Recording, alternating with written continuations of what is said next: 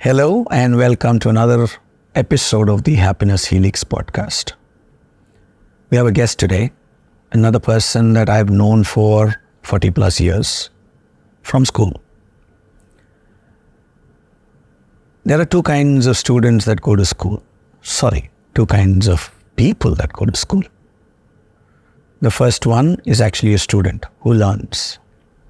The second kind is people like me who go there because they don't want me at home and I'm supposed to go to school. So the guest that we have is one of the former kind, a real student and a person who is today professor and head of the department of a very prestigious department in one of the most elite institutions of education in India. The beauty about this person is, and I say this with complete conviction, is that he remains a student. He is the professor, and in our school groups, there are a few other professors as well, but this is only one person who's referred to as the prof. And he remains a student even today. It is my pleasure, privilege, honor, an absolute delight to have Mouli, as I call him, Professor P. Chandramouli, head of the Department of Mechanical Engineering at the Indian Institute of Technology, IIT Madras. Mouli, welcome. Absolute pleasure to have you here. And I'm looking forward to doing some of what you do with other people, hopefully on camera, which is to just, without you knowing, slip a few things in, right? And my goal today will actually be to flap the unflappable prof. Yeah. Yes. Thank you, Cheenu. I'm extremely happy. And, I have been in front of the camera purely for teaching. So this is a different, experience in terms of coming up for a podcast for the first time. So looking forward to it. It is teaching as far as I'm concerned, because I was very keen to have you here as a guest, Mouli. Primarily because I think now is the time when the competitive exams and all of those things will start for the year 2024. And there are children who have been preparing for it, some of them starting from grade 6 to get into the IITs or, institutions of higher learning, premier institutes. And one of the reasons I was very keen to do this podcast with you is to make this something that parents of such children and the children themselves, I'm putting it in that order, because children 16, 17, 15, 16, 17, 18, they're still developing. And the parents of those children, parents, caregivers, custodians, are the people who can make a great positive difference in the lives of these children. And I'd like them to be able to learn, because I think now 30 years? 27 years. 27 yes, years at IIT Madras. At IIT Madras, yes. You, after school, you went to IIT. Yes. Right? And then you went to Ohio. Yes. And did a PhD. Yes. And then you worked. Yes, for about 3 years in industry before coming back to IIT Madras. And you also had a certain amount of time in Japan. Yes, as part of my PhD, I spent about 6 months in Japan. Yes. Lovely.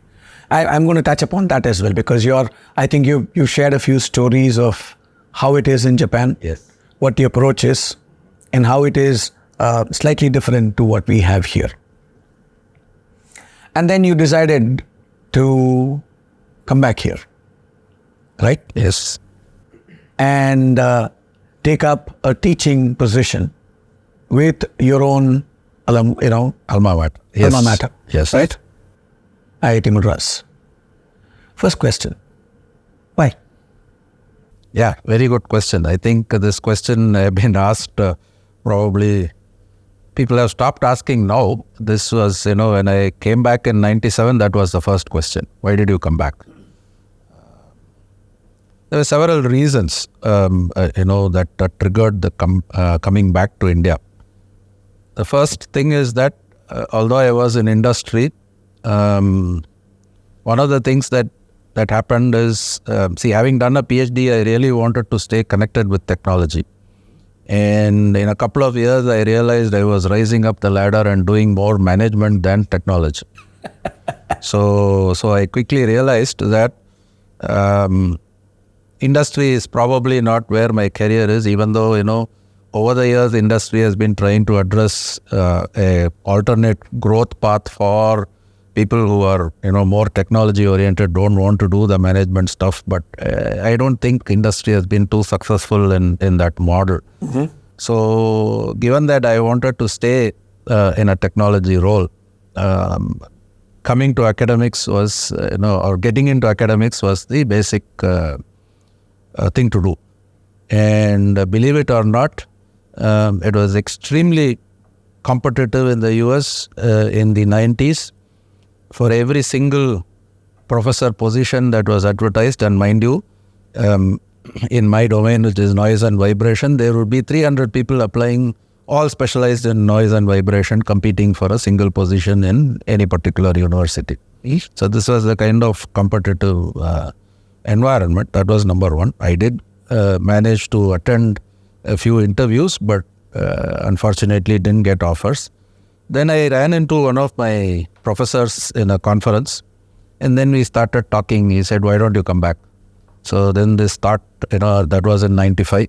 In over a year or couple of years, then it solidified. I said, why not go back and, do the academic sitting in India? And of course, after a lot of thought, moved back here. So that kind of germinated. It was not an instantaneous decision. It took about a year or year and a half before I firmly believed that, okay, I will come back. Of course, my PhD guru wanted me to go to IIT Delhi because he had a lot of connections in IIT Delhi.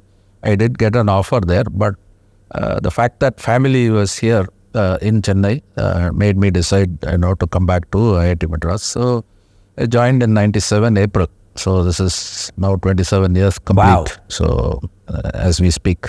97, when most of India, especially technology, people who qualified in technology, they were living in droves. Yes.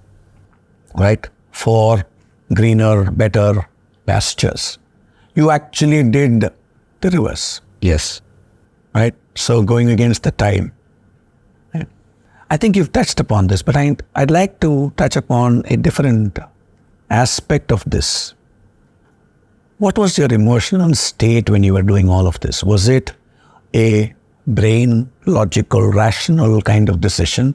Or was it, as they call the heart, when it was emotional, family, I need to be doing this? What was it that was, if you had to choose between the two? I know it would be a combination of the two, as knowing you. Yeah, you are right. I mean, it is a combination of the two.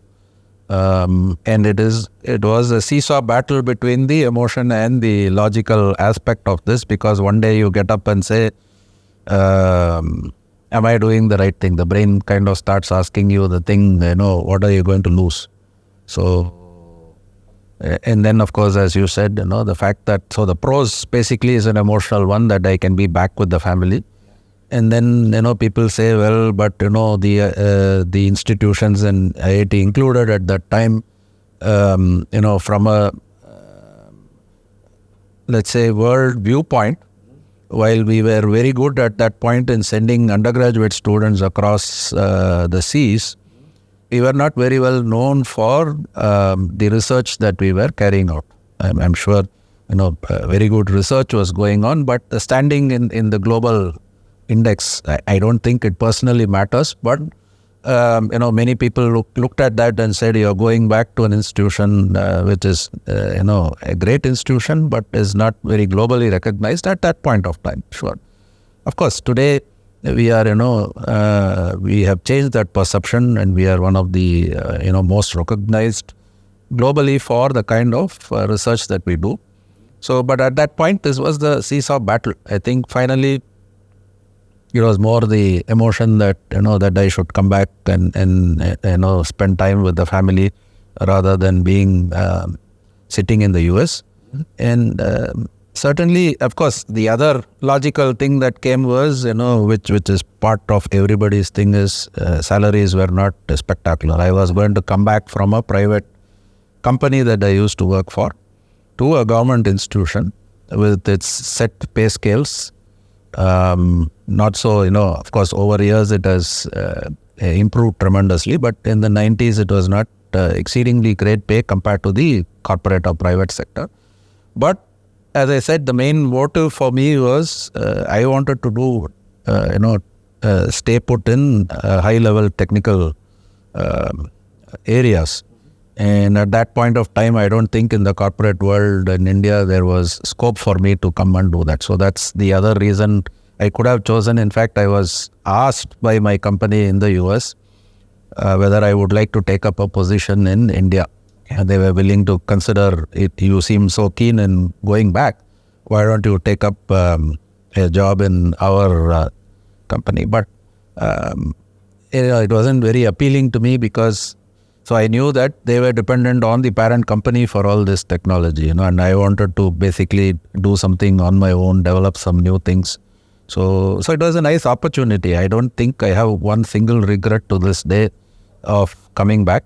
So, but I think the emotion finally probably won over the logical part. So that's how I would put that. And you are right in that it was a battle between the two.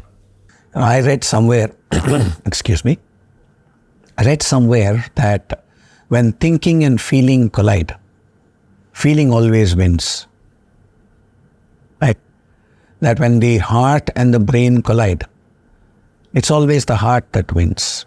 I read somewhere. In my own life, that's been it's been a tough battle to get the brain to, I say the heart is the engine, the brain is the steering wheel, right? And it's the brake. So I use the energy that is developed by emotion, feeling, and temper it, use it appropriately with once in a while thinking, slowing down and saying, am I doing the right thing kind of thing. A cheeky question. I'm hearing now that most people are coming back. Most people, not lots of people are making the reverse. The brain drain as it was called then, and now the reverse brain drain. As more and more people are coming back. It is a significant, let's say, people of Indian origin, population that exists across the world, especially in the United States, especially in the field of technology. But a lot of people are also coming back because they see that India is the place to be. Correct. Right. So, cheeky question. Are you going to go against the tide again? No, certainly not. In fact, I was counseling my son that probably the best place to be is in the next 10 to 15 years is India. Right? So, the reason for that reverse brain drain is that there are a lot more opportunities, a lot more exciting things happening. I think we have, the startup ecosystem here in terms of technology, deep tech startups. We are not talking about, standard startups. There are a lot of deep tech startups that have happened over the last several years across the country. A lot of young people are, taking the plunge and moving into these startups. Many are doing well. And also the fact that opportunities are dwindling across the Western world simply because of the way it is in the past few years. The opportunities are a lot more here and a lot more exciting things are going to happen in India in the next 10 to 15 years. And therefore, this is the place to be. Absolutely. So you can be rest assured I am not going anywhere. Thank you. I think also IIT Madras has its incubation cell. And I think almost all educational institutions today have a certain entrepreneurship or an incubation cell, right? And I think I've been fortunate to work with some of the youngsters that you and your colleagues Yes. are putting out into the world. And it's been an absolute pleasure working with such youngsters because there is a certain level of intelligence that they are demonstrating. More importantly, I think they're demonstrating a very clear intent and passion to make it work, right? We want to make a difference, right? So I would add the word bravery to that. So I agree. I just look at myself, in their shoes.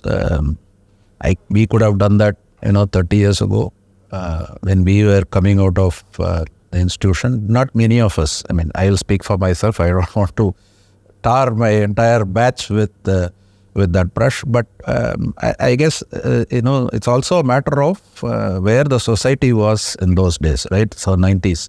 So we are probably more conformal with that. And today I find that the younger generation is very brave. They're willing to take the risks. This is not, going with a startup. Yes, they are very intelligent. Yes, they are very passionate because those two are, ingredients that you need in order to be in this. And the third thing is to take that plunge requires a certain bravery, right? So it's amazing that, so many of them, so much so that today we are saying, we see students saying, I don't want to go and work in the regular corporate world. I want to be either a person starting up something or I want to be associated with a startup, deep tech startup. So that's the kind of attitude that we are seeing in students today. So which is a great thing. So that's... How would you define deep tech according to you? Because to me, I hear the word deep tech. I have a fair idea because I do work with quite a few technology-oriented people, and I'm a part of a few forums which are focused on technology. And we do hear the word deep tech. But it hasn't been very crystal clear for me as to what is deep tech and what is tech, and when does tech become an enabler? When does it become an end in itself? Right? Because I think this is something that especially youngsters, the ones who are trying to get into institutions like IIT, if they can get an idea in terms of what are the various options, because there seems to be a certain kind of penchant, I need to be only in this, I cannot be in this. I think in the 90s it was computer science. Yes. I don't know what it is today. You'll probably be better at understanding what it is. But if you can, for me first, and for listeners and viewers, if you can elaborate a little in terms of what you consider deep tech, what is tech, and is there really any difference in terms of being in one or the other? Yeah, good question. Of course, this is not I am just using the word deep tech because that is what is coined and used in, across probably by the media. My understanding of the deep tech, I may be wrong as far as that is concerned. I know you're the professor, you can be wrong. No. Basically, I can be wrong, you can be wrong. So the ones that we consider, so the startups that, for example, in our institute, which has been spawned by faculty in our institute, where it involves a little more than the traditional technology. When you say traditional, and I'll speak from mechanical engineering, you go into a factory, there is a lot of technology when you walk into a factory. Today, there's a lot of automation that is there.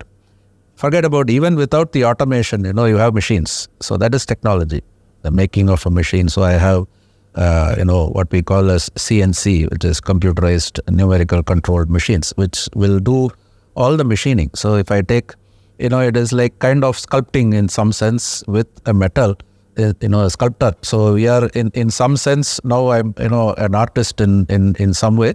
So we are, sculpting a raw material into a product, and that is done by these machines. So that is technology, right?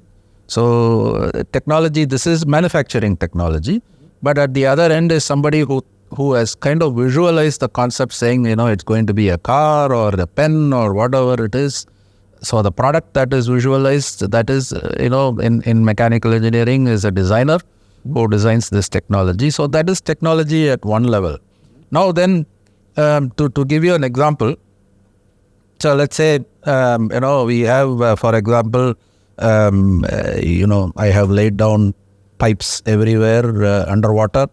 You have cables today which are running, communicating, internet cables running right through.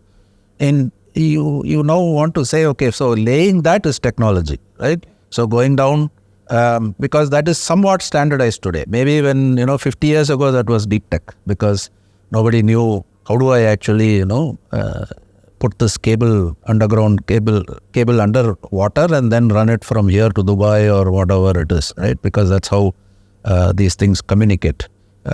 Before, of course, now you have satellites also playing that role. Now someone comes in and says, look, I want to monitor this cable, right? And I can't have deep sea divers going and looking at this every time and then monitoring that cable. So you now evolve monitoring technologies. And for that, most of these evolve from cutting edge research that happens in universities. So, so now I have ways. So I have, let's say today I can use my internet cable for monitoring what traffic, how dense is the traffic? Am I, having big size trucks which are creating the jams, or which are cars, all by getting signals from. So a company that is working on leveraging that, taking those signals, doing the classification and saying, you have a problem because there are too many trucks on this road, I want to regulate this. So that is where, your deep tech comes. Laying the cable is technology. Now, now you're at a level which is above this, leveraging that internet cables, and then saying, I'm going to, process certain things out of that, as an example of a deep tech. So you have underwater robots, underwater submersibles. Development of all these is very high-end technology. These are not things that you would commonly see. So that's the difference. There are a lot of CNC machines today. You walk into any shop floor, you will see. But I won't see a ROV, as it is called, basically underwater robots, which do inspection, which find out, whether my ship hull is rusting or not rusting. Wow. So, simply by adding cameras and, sensors, and then coming back, giving signals.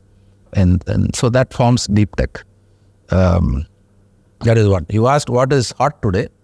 Everybody kind of knows what is hot today. The two things are basically data science and artificial intelligence, because the artificial intelligence has progressed to a point where now everybody on the internet, is trying out something or the other out of artificial intelligence. Tell us about it. Yeah. So if at one level, artificial intelligence is simply a kind of extended version. Think about how we process information, right? So your brain is basically taking in a lot of information, and of course, a lot of these things that are stored in the brain because you are very passionate about getting into neuroscience, I know, but the brain has two levels of operating, right? One which is basically automatic. It's able to capture that data, the memories that are stored somewhere, and then do this. And you are able to recognize patterns. Yeah. So the idea behind artificial intelligence is to kind of find a substitute for the brain and say, can a computer do this? Okay. It's a great challenge, because it's not, your brain is a fantastic piece. It's very small, but the capability. The interesting thing is the brain doesn't have the computing power of the machine that we actually make. It's much slower than what you think. Yeah. But the architecture is so complex that it can do better than what a computer with all its raw computing power can do. So people are now trying to build basically algorithms by which I can do, I can find patterns. Why do we want to find these patterns? Why do I want a computer to process this? So I'll take an example. Let us say, let's take the field of medicine, for example, right? So you go to a doctor and, we get MRI scans done or some other kind of scan done, X-rays done, whatever. And the doctor is looking at these things and then trying to come up with basically what is the potential problem that you have, right? So he's doing pattern recognition. Yes. Based on years of training, Yes. But there is, even though our brain is very spectacular, the fact that it is not as fast as a computer, so we talk about the equivalent, people are the chess players, how many moves they can kind of visualize ahead of time, which is again pattern recognition, right? So this is where the ability of a computer to, because of its speed, can scan through, a lot more patterns than what I can do in a certain set time, and be able to pinpoint and say, okay, this may be the cause. So basically, pattern recognition is one of the areas where in medicine it is playing an important role, because you gather data. And the thing is that, see, you also, so you may not have come across this pattern. For example, a doctor may come across for the first time a patient who has something that he has never seen before. Then it gets added to the memory. So you build that feature also into the computer. Now you say, have the ability to learn. So algorithms are written for this. It's an exciting field. There's a lot of course, people are using this primarily. Everybody is familiar with ChatGPT, which is basically, I look at it as replacing my English essay writer. So nowadays we don't know, we don't know whether the essay is written. In fact, I read a interesting joke cartoon. The student hands it over to the teacher and says, I just asked ChatGPT to write on this topic, and then I added the spelling mistakes to make it look real. So there are certain things that this can do, but that is the what everybody is looking at. But AI has, is very exciting because it can change the way we do engineering. So I look at it as, this can certainly change the way we do engineering, because there is an ability that it brings to look at data in a different way than what we look at. But the key, what people don't realize, is that we need to have good data. Yeah. So it is, that is the key part of leveraging this technology, but it is growing. I think in the next 10 to 15 years, we will see a lot of these, develop. The artificial intelligence domain will see a lot more applications. We are now starting to see, can I design? So for example, in mechanical engineering, optimization is a thing. So if you go look at, most of the cars, they're not very different, right? So, and it is as my friend Jerry would say, the best way to reproduce a design is to copy it. And so you see that there is a certain thought process, and most of the cars, whether it is a Toyota, whether it is a BMW, a lot of things are very similar, and that is because the optimization has happened in that fashion. People have figured out, okay, this is the way it has to go independently.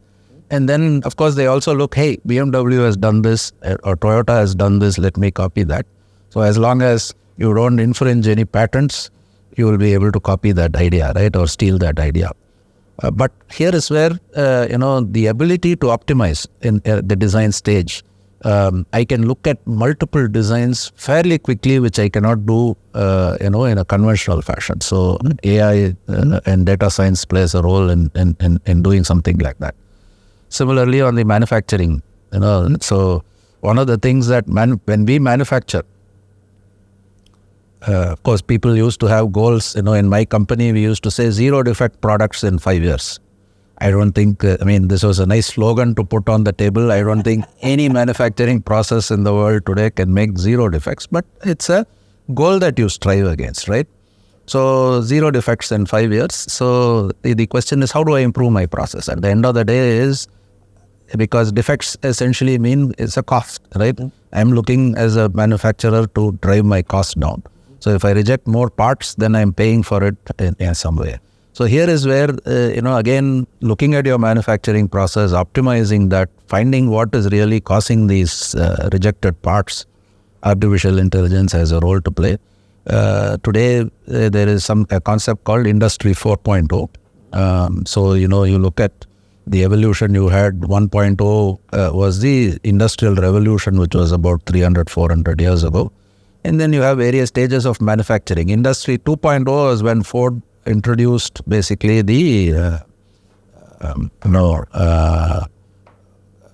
what I would say, large-scale manufacturing, conveyor-type manufacturing facility where, you started to assemble parts on a line, conveyor line. And then 3.0 is probably after World War II, where, some other new technologies evolved. Today, the blending of machines with data, the internet, and this is where, in order to optimize the performance and reduce, the errors in the manufacturing, that is where, we are headed. And AI, along with the ability, IoT as it is called, Internet of Things, is going to play a big role in the near future. And things are evolving so fast. What we think is deep tech today may be, regular tech in about 5 years' time, and something else will come up in the next 10, 15 years. We are very rapidly progressing in terms of new technologies. So I learned something new today. I've heard a lot of people use the word CNC. Right? I hadn't the foggiest notion. And normally when I come across something, I would actually go and search and find out what it is. And today I learned that it is computerized numerical control. Yeah, numerically controlled machining, CNC machine. Okay, computerized numerically controlled machining. Lovely. 2 or 3 questions basis what you said now. Last question that I noted down, I'll start with. AI. Is it actually artificial? Or is it just it's an easy name to give? Because what you're saying, from what I heard from what you said, it's not artificial. It is pattern recognition. It is understanding, making sense of everything that is there. So is it artificial? Or is it better? I'm just asking.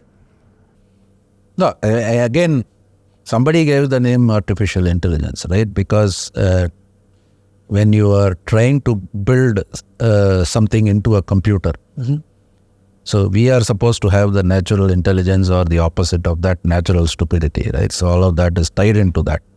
So we are nature's products. And these are products generated by us, which we are now training. The computer is a man-made. So it's man-made intelligence. Yes. So we could call it man-made. Human-made intelligence. Yes. Human-made intelligence would be probably a alternate,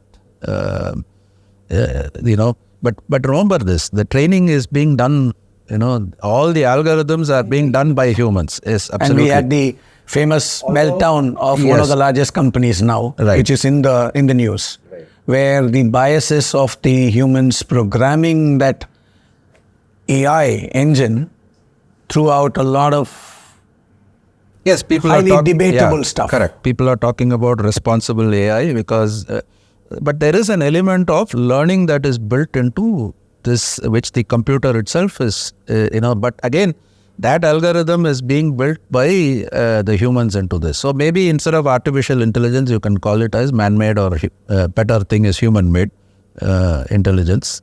So into the machine. See, one of the fascinating neuroscience, understanding human behavior.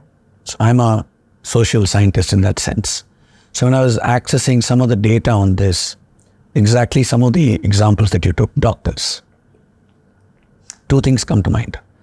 I remember somebody talking about a neurosurgeon, and this man was absolutely amazing. Apparently, the patient was walking, and he said, this person has a tumor in this part of the brain and needs operation right away. And the patient had been referred to this person for a problem that they had in their pelvic region. And he looked at the person walking the gait and he said, tumor, this part of the brain needs operation within the next 48 hours. Right? And when he was asked to explain how he came up with just, 3 seconds of watching the person walk, he said, look at this gait, look at this is what's happening, this is what's happening, this is what's happening. Obviously a person with 40, 45 years of experience. So this I would call, knowing without knowing, the autonomic nervous system, or the processing that happens without being aware that the processing happens. That's great. Another interesting study that I came across was that in many hospitals now in the US, they've been trying, I think IBM's Watson or such other diagnostic engines, where the reports are put in and the algorithm makes a diagnosis, right? They're finding that, again, disclaimer, this is not to be taken as medical advice or anything against the medical profession, absolutely not at all. That a doctor told me this, that 1 out of 3 diagnoses that they make is incorrect. 2 out of 3 diagnoses is incorrect and only 1 out of 3 is correct in terms of diagnosis. So obviously, man-made intelligence, artificial intelligence, algorithm, whatever we call it, it seems to be less emotion-oriented, pure data. This is what it is. Matches the patterns. Therefore, there is this percentage of probability that it is this. This percentage of probability that it is this, which I don't think a doctor would be able to do. They might be able to do it, but they don't do it that way. We have a feeling that it might be this kind of thing. Another interesting study that I came across, this was in a book by, I think it's called The Happiness Advantage. And Sean Achor, I hope I got the name right, refers to a study. And very interesting, he said, Jello and lollipop sticks. So 4-year-old children were told to think of the Jello while solving a problem. And the ones that thought of the Jello were able to get a better result than those who did not think of the Jello that they'd had at snack time or whatever it is. So he said this happened with 4-year-olds. Their ability to perform better at problem solving and all of that went up when they were looking towards the reward of the same Jello being given to them at the end of it. So they said, will this actually work in the real world? And they started doing an experiment with doctors, first diagnosis. 2 things they found out, and this is what the study says, that doctors are given a certain set of information and they make a diagnosis. Then they are given follow-up information. They found that even though the follow-up information pointed in a different direction, many doctors did not change their diagnosis because they said, I've got it first. I can't be wrong. I couldn't have got it wrong in the first. So they refused to change their diagnosis, or they dug their heels in and said, no, this is the diagnosis. Obviously, the research paper goes on to say that it's not very useful, right? Because if there is data that is being presented which points in another direction, the doctor would be best served to change the diagnosis and alter the course of treatment, etc., etc. The study also says that certain doctors were given a lollipop. These are doctors. They were given a lollipop and said, after this experiment and all of this is done, you'll get the lollipop. Lollipop. Not some great thing. And the doctors who were given a lollipop, when they were presented with data to the contrary to their original diagnosis, they were absolutely comfortable with changing their diagnosis. The ones that were not given the lollipop or not told to think of the lollipop said, nah, I'm sticking to it. So this brings me to a question on this, right? The first is the doctor who just looks at 3 steps that the patient takes and says, this is what it is, right? And then we have this thing where the algorithm is able to give a percentage of probability of it being this. And then we have this study which says that human beings, that if they have something to look forward to, even if it's a lollipop and it's a grown-up person, they still are more amenable to changing their opinion based on data, right? How do you think all of this is going to be handled by this man-made intelligence thing, the algorithm? No, they're very, very, on one hand, you have the example of a surgeon who's able to make the right diagnosis because of, as you said, 40, 45 years of experience. I think that is very difficult for the machine to match, right? As you said, subconsciously, right? So it is all sitting there, and those are the things that the brain can access much more rapidly than what the machine can do, because machine has to look for patterns. This gait is not something that it is going to do. It would like to have a MRI scan, because just looking at this. But so that is at one end. The second thing that you narrated means ego, right? Emotion, ego comes into that, which is why we are humans, right? So it's interesting that if you manipulate that ego, I'm really surprised what brought their ego down by saying that, you will offer a lollipop and therefore I become more pliable, I'm more open to suggestions and willing to look and say, okay, climb down my high horse and say, okay, you know what, you are right. This data does seem to point in a different direction. Maybe I should try that with my faculty, Why do you think I think you should just have some lollipops? Now maybe I know why in our meetings we are offering food at the end of this, so possibly tell them that, what, nice coffee and cake is coming at the end of this and I want a few decisions to be made. So anyway, but I think these things I don't think can be captured. That complexity of human emotion, and you asked at the beginning about my coming back, which is basically a seesaw between the logic and this. Although we keep saying heart, everything is still happening in different parts of the brain. Although the allusion is to a heart, the emotions are all sitting there. The logical as well as the emotional part is all sitting there. I think today AI doesn't have that, and I don't think that that's something that I will never say no, but it's at least in the foreseeable horizon of say 10 years, I don't see that coming through immediately. So the advantage that AI has is, like you said, that the machine doesn't have emotion, and it is purely working based on logic or data that is available. And therefore, that comes with certain advantages and disadvantages. Doctors deal with humans. So, sometimes the emotional connect is also more important than simply looking at data and saying this is this is that, right? So it's a little more complex, but the machine is quite good today.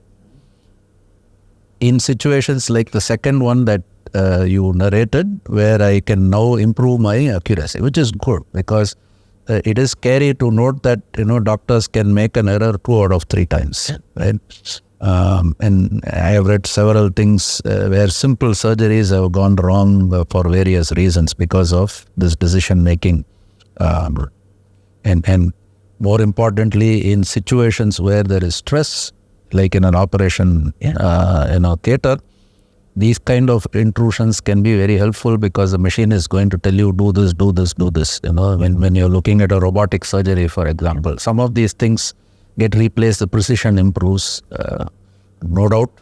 I'm sure I don't want to offend skillful surgeons, because you and I have very good friends who are skillful surgeons, and there are certain things they can do which the robot cannot do. Absolutely. Right? But the thing is that if you look at it saying that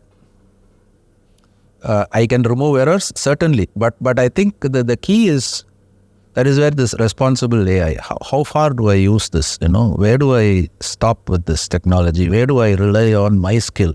I have been trained for so many years on a skill, right? Where do I rely on that? And this holds for every field, right? So that I think is still not very certain. So it's a very good, by taking these two extremes. So I don't think AI has reached that neurosurgeon level where, it just looks at a patient walking and then says there's a tumor. I want to put you on the spot. Do you think it ever will? Maybe not.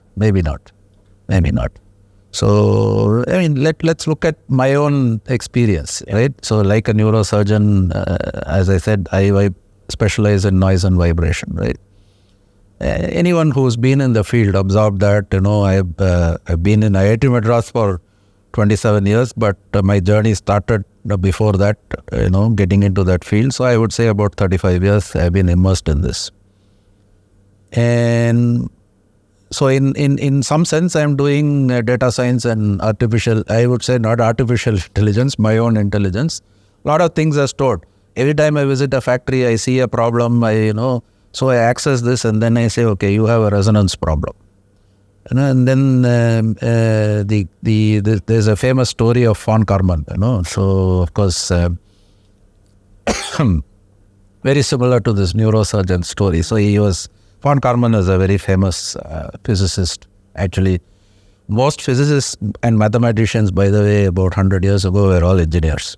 Oh, okay. So Gauss was a mathematician, was an engineer. Laplace was an engineer. These are all guys who came up with a lot. We tend to think we see their names in mathematics, but they were all actually engineers. So in fact, I went to IIT Kharagpur and then saw all these things. I said, nice that you have a lot of engineers' pictures in the math department. Math HOD looked at me and they started laughing. Yes, you are right. They're all basically engineers who did math, right? So, von Karman was very famous. He's done wonderful work in the field of fluid mechanics. So he was asked in Germany, he went to a factory and then looked at the machine and then said, fix this. And then he gave his bill for, sorting this out. So they said, you barely spent, 5 seconds looking at this machine and you are charging us whatever. So he said, do one thing. I have given you a solution, it is working, right? Put it back to where it was and if you don't want to pay me. So that brings the point, the ability of a von Karman to be able to look at the machine, see, the machine and say, okay, this is the problem. That's something that I think goes beyond your algorithms and, that's something that the brain can do. I don't think that we have reached a level. You said maybe never. I don't know. I will never say never because we don't know. Who thought 10 years ago, 15 years ago that AI will progress to this point that it is now? It may happen. It may not happen. And we may evolve. Yeah. Please note that we have evolved. Our evolution time, of course, is over, hundreds of thousands of years. But if you look at where we were 200,000 years ago to where we are today, I'm sure we will also evolve, right? So maybe we will stay up front in front of these machines, maybe. What's the name of the person you said? The person who said? Von Karman. Von Karman. So that's the origin of the story of tightening the bolt $2. Yes. Knowing which bolt to title. Yes. $9,998. Okay. Lovely. It is actually based on fact. Yes. I didn't know that. One more thing that I've learned. You referred to ego when we were talking about doctors not making they made a diagnosis. It's a person's life sometimes. I'm not too sure. Again, I'm not casting any aspersions on doctors. And I think truly great. And we have quite a few friends who are there. Two things I'm going to touch on basis that. One is the ego bit. Specifically with regard to students. In your experience, how much of it are students being pushed, inspired, goaded, threatened to adopt a certain course of study? And how much of it is because, obviously, parents mean well for their children. There's no doubt about it. I always say that because I mean well for Mauli does not mean I will do good for Mauli. my intent might be to best for Mauli, but it does not necessarily follow that whatever I do will be good for you. Because I'm going to be doing what I think is good for you. Only when it's done will we know whether it's actually good or not, useful or not, good, bad, subjective. In your experience, 27 years of being in IIT, I know you shared some anecdotes of where you had to counsel students. You've had to face multiple challenges in terms of how the young people, they go through such turmoil. And some drastic steps are also taken by some of them. And it's never ever a good thing to happen. So I'm coming back to the ego. This is the background. How much of it is, in your experience, that the ego of the parents is what pushes the children or the students to opt for what they're doing? Yeah, very, very good question. Ego is positive as well as negative. So the unfortunate thing is, where is the line? Because without ego, we won't be what we are today. Correct. Right? In fact, without stress, we won't be what we are today. But there is a line. Yeah. Right? So there are two things here. When I look at, today, the profile is changed. If I look at when I studied in the IIT system, most of us were from the urban locations. Today, that profile, and it is a good thing, has changed because a lot of students are coming from rural areas, which is great because that, I think it's a good measure that the country has progressed, in reaching out, even though we still continue. I still think IIT is an elite institution, but we are able to get people from a lot more from rural areas. So I'm not sure. So let's look at the urban parent versus the rural parent. I think the motives are very different, right? Mm-hmm. So the urban parent probably more well educated, where probably this ego, I'm looking at various things and saying, oh, this guy's son has now got into IIT, my son also has to get into IIT, or my daughter has to get into IIT. Sorry for saying my son has to get into IIT, but unfortunately we don't have that many daughters into IIT, right? So especially in mechanical engineering, for some reason people think it's a damn difficult thing to do. So the preference is, if it is a girl, it should go into computer science or electrical engineering, considered more easy for women to do. Absolutely. Do you think? No, I don't subscribe to that at all. And I'm going to interject here. Yeah. Mm-hmm. Ask you for that one piece of inspiring advice, suggestion that you would make, both to the lovely ladies and their parents, that they should look at this as a useful, viable and doable option. Yes, absolutely. So they just have to go see what my colleague does, Sujata Srinivasan, right?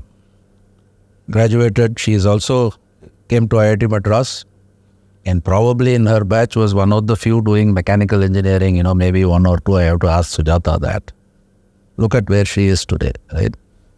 Inspiring, she has taken it up as her mission to basically develop rehabilitation devices, build wheelchairs at affordable cost, right? So these are great things that she is doing. But more importantly, that she has, in this field, as she has come along, probably has faced it many times that she was the lone woman going through this. So must have been extremely difficult for her to do that. But that's an inspiration. If she can do it way back in the 90s, I'm sure things are a lot more easier for people to do it now. There is nothing in mechanical engineering that a woman can't do. Lovely. Right? So, and probably they can do better than what men. I was going to say that because they're a little more disciplined. Absolutely. Yeah. So I'm sure they will do a lot better than what we men can do. And in fact, there are fields where they are different. The way they think is very different from men. And I especially think in the field of design, which I should ask Sujata if that makes a difference that she is a lady. in terms of designing things. The perspective is very different. So they'll bring a lot to the table. There's nothing absolutely in any branch of engineering or science that cannot be done by a woman. So I would think that, it extends to not just engineering and science. Anything. I'm just focusing because, what we see, especially in STEM, is that less women seem to prefer coming into this. And the women who do face a lot of challenges simply because, they see a lot more men, and there are barriers that, not only in India, but across the world, the way it is set up, they face a lot more difficulty. Of course, there are a lot of initiatives where we are trying to, make them come in. There's also a mandate by the government that we should increase. So the IIT system, for example, now has 15% of our admissions have to be girls. So we have to ensure that. So that's something that we have been, and it's a good thing, So we see. So fortunately, I see a lot more girls in mechanical engineering when I teach now. And these are, I hope many of these would go on to become technology leaders, and I'm sure they will. But that will happen. But there's nothing, I think parents should know that their children can do anything that they want. The limit is only their thinking rather than anything else. There's absolutely nothing that will stop them other than their own thinking. Which also brings me to one thing, and I'll come back to the original ego question. Yes. Right? I know we went on a segue. We'll come back to the ego. We had our classmate Gauri on for a recording. And he touched upon something saying that in terms of finding a partner, right, the approaches that young men were taking was very different from the approach that young women were taking. And it sort of seemed to come around to the thought process that they are more, they think a lot more from multiple parameters. They take a lot of other things into consideration, not just what's in front of them, right? I think that's something that all of us will need to learn, right? So in Sanatana Dharma, we have the concept of Ardhanarishwara, which is that there is a feminine in each and every one of us, there is a masculine in each and every one of us. Which predominates is what we are looking at, right? Biologically, there is one, but in terms of our thinking and all of that, I don't think there is any human being that has been born out of a non-woman. I am not aware of it. So, again, I'm not being patronizing or condescending when I say this. To me, women are far more, they're stronger, they're more capable, just because they're disciplined, just because they look at it from multiple perspectives, right? And all my life, I've been just trying to see how can I touch that feminine in me. And the more I touch the feminine in me and able to use it, I think I'm far more effective even as a coach, right? I think when we were growing up, which is the safest spot for us whenever we had trouble? Amma, right? True, yes, right? Yes. It is not anything else, but predominantly. I'm just saying predominantly. So anyway,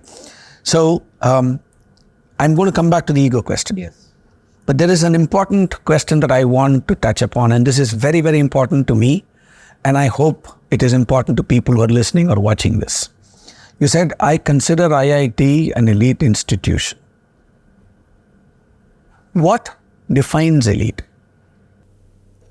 Well, let us look at what is not elite, right? Okay. So there is no barrier to an entry, right? Unfortunately, the IIT system has a big barrier to entry, right? It is very, very difficult to get into the institutions, more so at the undergraduate level, because there are PG programs, we have PhD programs. All of these have barriers. It's not that anybody, that the PhD program is easier to get into than, But the undergraduate joint entrance exam is probably the biggest barrier that you can come across compared to, say, the masters. Masters is also equally competitive, but not to the same extent as the undergraduate program. So if you look at a scale, probably the PhD program, barrier to getting into the PhD program is not as great as what it is to the undergraduate program. And the reason is that, close to a couple of million people or more, maybe I don't know the numbers, take this exam, and then we have only a bare 20,000 making it into the IIT system, right? So that is what is elite. You are shutting off, and we don't even know how many are really aspiring but not taking this exam, right? So I may have a aspiration, but I think it's just the barrier is too high that I'm not even thinking of trying to take a poke at the barrier. So that's the other part. So I don't know. We only go by who is writing the exam, but there may be many who say the barrier is too high, I don't want to try it. I've had relatives who have said that to me, right? My nephews and nieces who said it's too difficult, I don't want to try it. So they may have thought about getting into the IIT. So that's basically what, and of course the reason is because to some extent, see, for a long time there were only 5 or 6 IITs.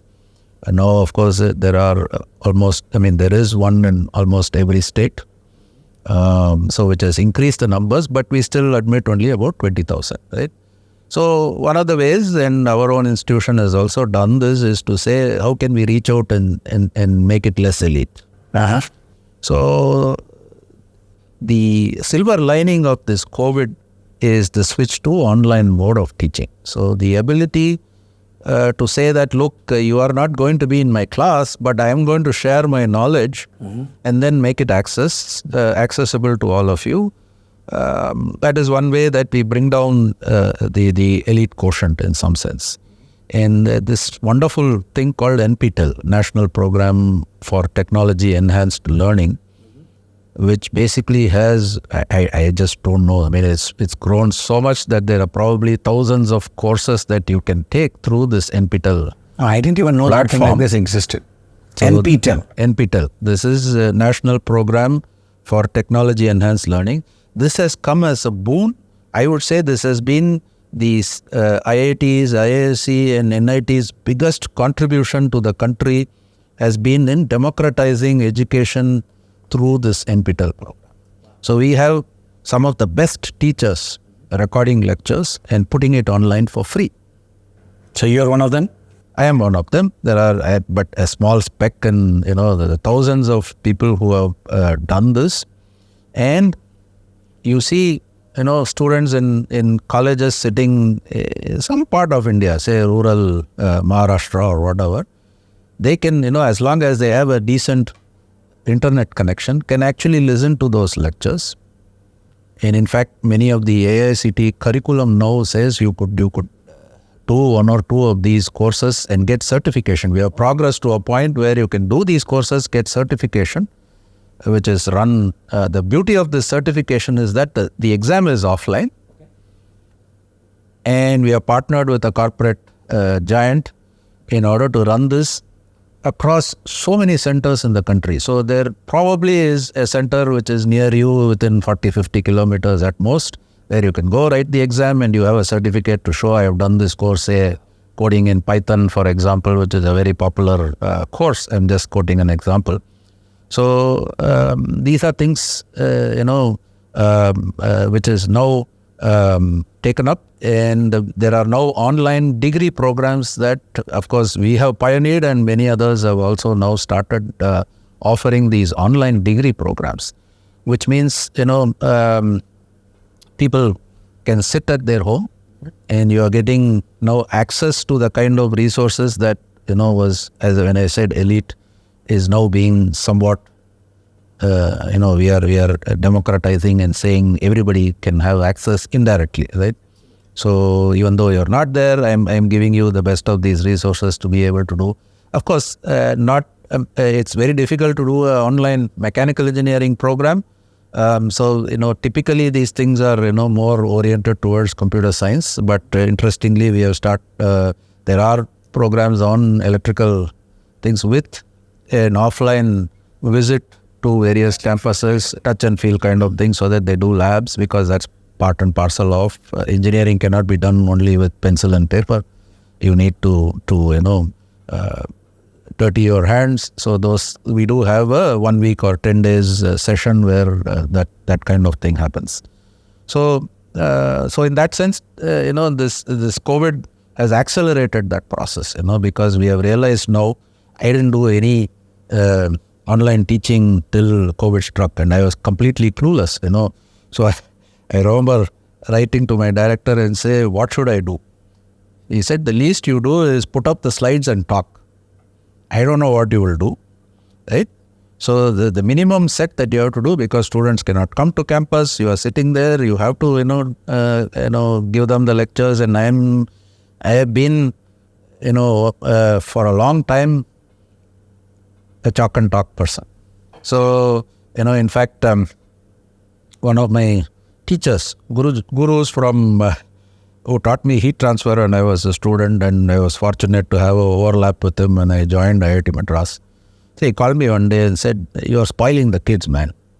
So I said, "What happened, Professor VR?" So he said, I conducted a survey. I said, I want to switch to PowerPoint-based lectures. So somebody stood up and said, why can't you do what Mouli is doing? Stick to chalk and talk. You are good at that. Why do you want to show us PowerPoint slides? But this was, we are talking early 2000 or whatever, when he was trying to say, okay, there is no these, he was trying to, remember he is my guru, so is probably about 75 or so now. So he said, you have spoiled all these kids, man. No, I'll actually button on this one. Yeah, when we were, again, Gauri and I, we were talking, there was this thing about writing, right? And earlier I used to say that writing makes it more indelible, so to say, in the mind, in the brain, wherever it is. And I would say that there is data that proves it.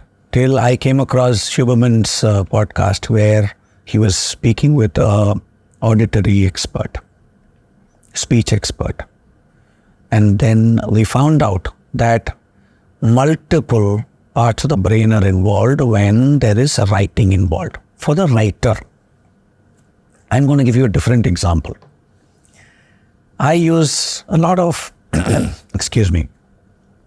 slides in regular programs.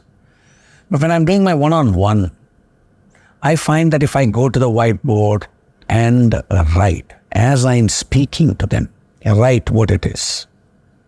Sometimes I have back-to-back 3 sessions, and in all 3 sessions I'm going to be writing the same thing, because people are coming in with the same kind of issues.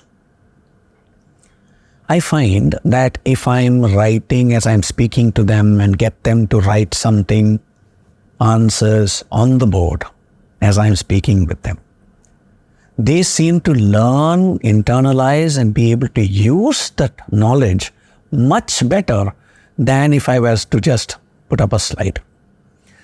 Even if they don't write, they see me writing.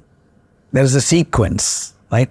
We can do all the slideshows and all of those things. Somewhere, when I write, it seems to resonate better. They seem to imbibe it much, much better. So I think chalk and talk, that's a nice term that I've learned today. The other thing that I've heard about you, incidentally, this is something that I'm going to tell the world.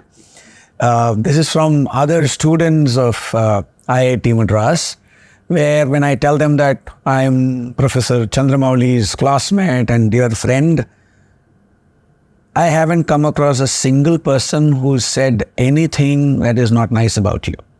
Okay? So, kudos to you. And then they all have a cheeky smile when I say that I know you. And the first 3 or 4 times it happened, I asked them, what is this cheeky smile for? They said, you know what Professor Mouli will do? I said, what? Tell me. So if there is a class that is scheduled for 10 o'clock, right? and there is another professor who's already writing on the board, standing there and all of that. Professor Mouli will come to the classroom where he's supposed to go in at 9:50. And he will wait outside the class at 9:50. At 9:55, he will go and show his face at the door. Because 10 o'clock, his class has to start. At 9:55, if that professor hasn't taken the hint and stopped the class, Professor Mouli will walk in, take the duster and start wiping the board. Okay? He will wipe the board. And that professor will then get the message and they will move out. So I said, wow, I can trust Mouli to do this, right? And then they didn't, hold on. You're not getting away that easy. Then they said something very interesting. 10 o'clock he will start his lecture. 10:05 he will lock the door from the inside. So that anybody who's late, who hasn't come in by 10:05, is not coming in. Is this true? Okay, good. I don't know who has... Both are true. Lovely. Okay. I'll tell you the background behind this. The 10-minute break that is given between classes is meant for the student to move from one classroom to the other. This is unlike a school, right? The student is doing different courses. One may be mathematics, one may be engineering, one may be humanities. The classrooms are in different buildings. The mechanical engineering classroom will happen in one building, and then he has to go for a humanities class in another building. The 10-minute break is meant for the student to move from one to the other. People have to respect that. Yeah. I have to respect that, right, as a teacher. So when a colleague, so from a student perspective, they have to let the student go at 50 minutes past the hour, right? If they don't do that, the student is getting anxious now because he or she is going to be late to the... And if that next class is knowledge, the door will be closed. No, we'll come to that. The door will be closed. Absolutely. So, so that is one thing that, colleagues have to respect that. Absolutely. So I show my face to kind of gently tell them, look, it's 5 minutes past the hour. You should have let the students go. And they also should have courtesy to their own colleague. I walk in, I have to gather my thoughts as to what I want to, tell the students today and clean the board if my colleague leaves in, even though we have a big sign there that says, please clean the board before you leave. And that's meant for the faculty and not the student. So, but many, take more time and somebody says, sir, I have to teach them, I have to finish this. There's nothing like that. No. So I think we get carried away saying somehow we think we are going to teach them all the things. People can learn on their meaning own. of life. Yeah. The whole thing in a matter of a semester, it's not going to happen, right? So anyway, so that's two reasons. One, I want my colleague to respect my time because I have to walk in, prepare myself for the class. I don't want to waste the students' time and get started. Second, the students need that 10 minutes for them to move from one and settle down to receive whatever they are going to. Absolutely. They need to do reset. Okay. The second reason why I say, by the way, I used to close the door. I have changed. And that is evolution of the teacher. I still go and erase the board, but I don't close the classroom anymore at 10:05. The 10:05 closure is basically to bring in a certain discipline in the student, respect that, See, you make a choice. The student is perfectly free in our system to attend or not attend. Nobody is asking him to attend. The responsibility is his, right? He or she makes the choice to come to my class. But if you are going to come to my class, you better be there within 5 minutes. I understand that 5 minutes can be because, they are coming from another place. So my logic is very simple. When I walk in, 5 minutes after I walk in is the time that you are going to get 10% of the class time, right? So you are going to get to walk in. Otherwise, I shut the door. There are students who said, my cycle got a puncture, sir. You please allow me. And they'll come stand at the window and say, I said, no. It happens. But today, it's probably a genuine reason, but unfortunately, you missed this class, right? So, the thing is to basically get them to bring a discipline. Now, so why do they need that? Okay, I'm sure all of these guys are going to go into the corporate world. And punctuality is a very important thing as far as I agree, concerned, right? Completely. So if you say there's a meeting at 10 and I saunter in at 10:15, your boss is not going to like it, right? And so this is one way to instill in them, whether I'm sure many of them probably didn't like it, but as I used to tell them, none of them were upset. No. They said, expectations were very clear. It was crystal clear. No, so if it was Professor Chandramouli, yes, that communication was there. Certainly that communication was there. The first class, the ground rules are very clearly made that, there is, by the way, attendance rules in many of these institutions. And, we used to, I said, I'm bound by the institute to basically follow that attendance rule, right? So, and I said, you can't walk in. Actually, when I was a student, nobody really cared. There were people who walked in. I always used to wonder, why would you want to walk into a class half an hour later and sit there? I mean, unless he or she was just didn't wanted to sit somewhere and, oh, by the way, this is a good place. And maybe listening to this guy will make me sleep and I can sleep. So, unless these are the reasons, I don't think you would walk into somebody's thing half an hour late, right? So that's something that I just want the students to be aware of. I'm sure if you had asked them this question while they were students, they probably wouldn't have been very happy. But over time, probably, they've recognized that there is some value to what I have been doing. But this, I still, erasing the board, I still go. So when you're talking about wiping the board, one of the things that I do when I go and I write on the whiteboard, and I might have to go to different meeting rooms to be with different people, and I insist a few things. I would take the duster and start wiping, and they'll say, no, I'll wipe it. I said, no.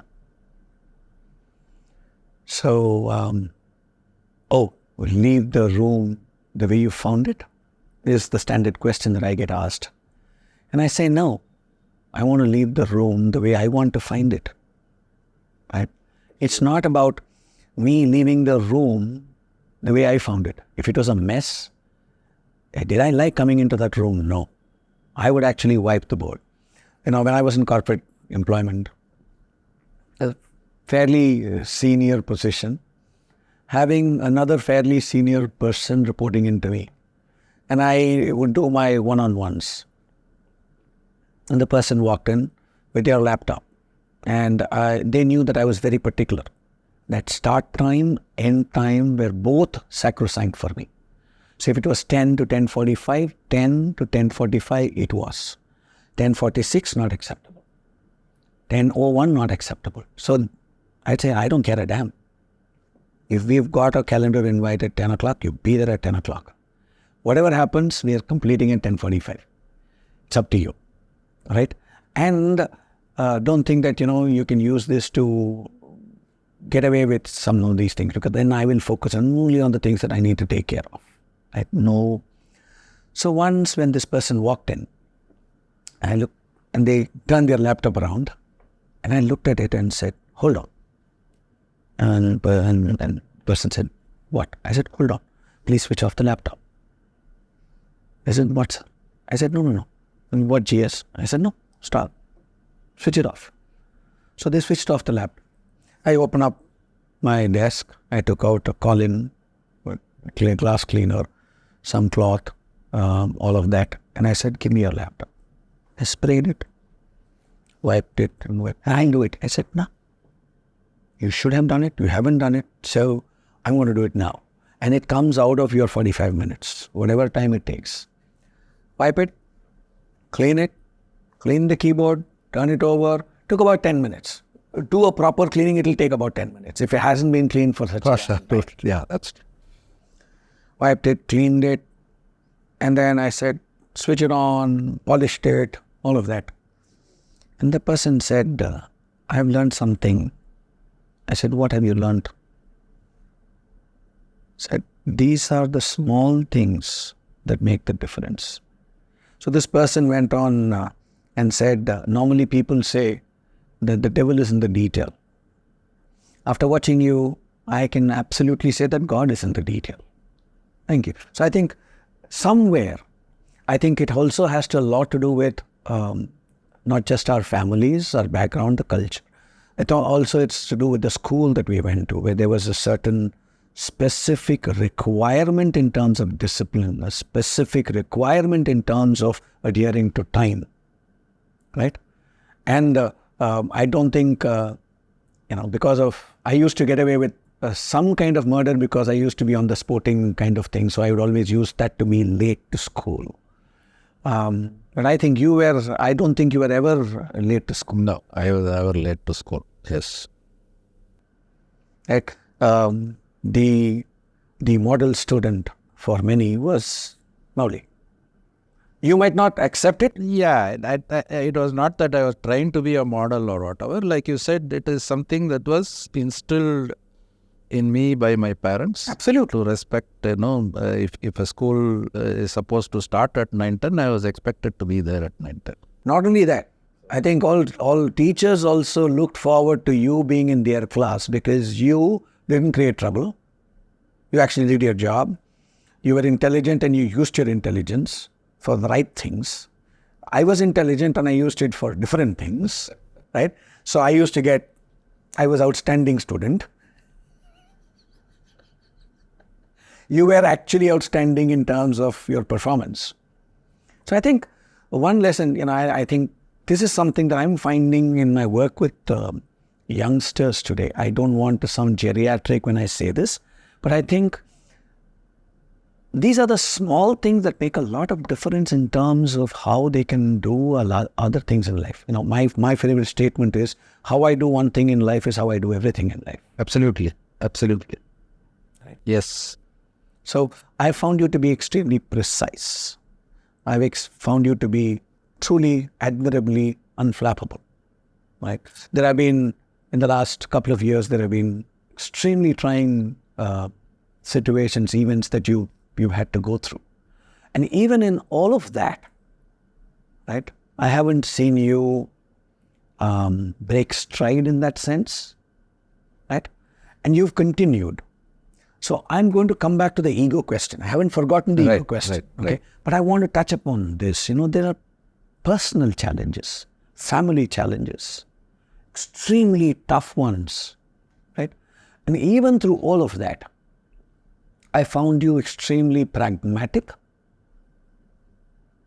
practical, and I'm using the word again, unflapped, right? How do you do that? Because, this is the HappYness Helix podcast, right? And like you rightly said, stress is not the problem. Is it distress or eustress? Because without stress, I'm not alive, right? So if I change my perspective, what might be distress to one might be eustress to another, right?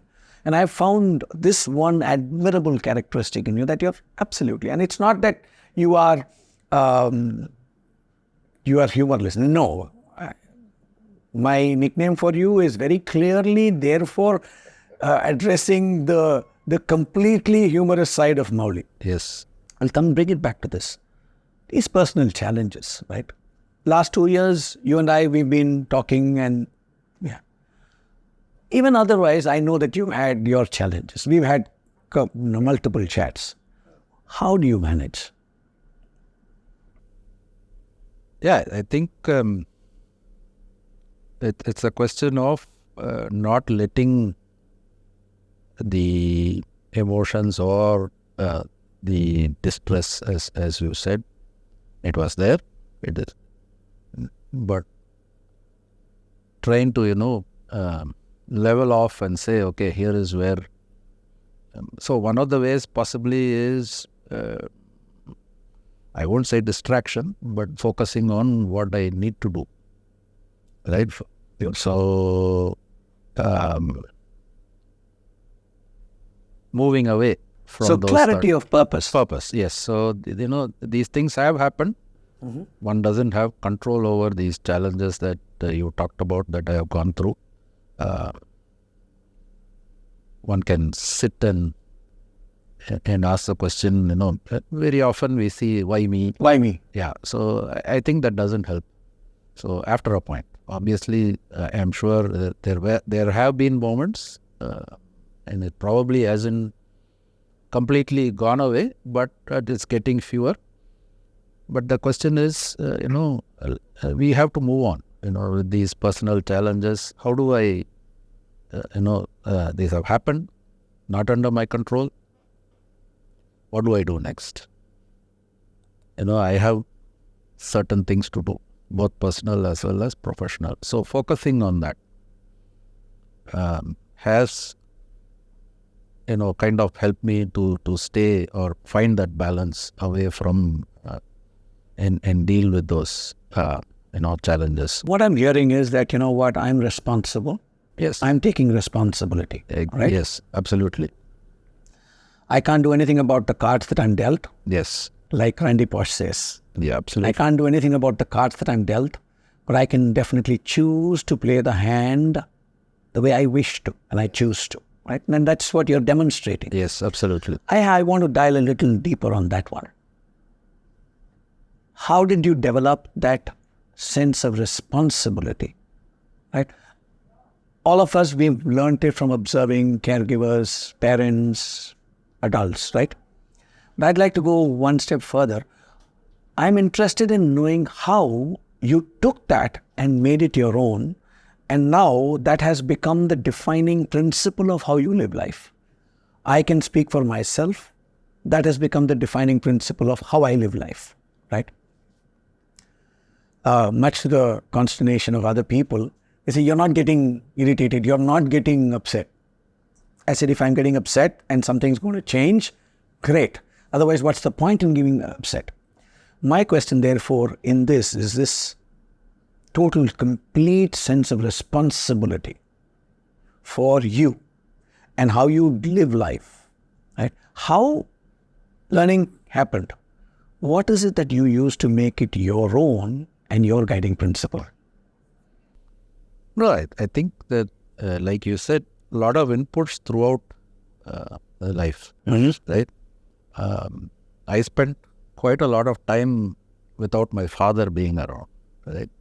So he was in a transferable job, and the way our arrangement in the family was that we will stay put in Chennai so that our education, because my father was working in fairly remote locations, working for All India Radio and Doordarshan. So he used to be transferred to places where he felt that I wouldn't get the best possible education access in his mind. So the arrangement was always that we will stay put here and he will be there. And of course, we used to go summer vacation or when he will come around once in a way. So a lot of these things. So in some sense, I became the alpha male in the family, right? Very fairly early in life. Right when I was in 5th standard, because you go. I'm not sure if a 5th standard kid today. I had to go to the bank.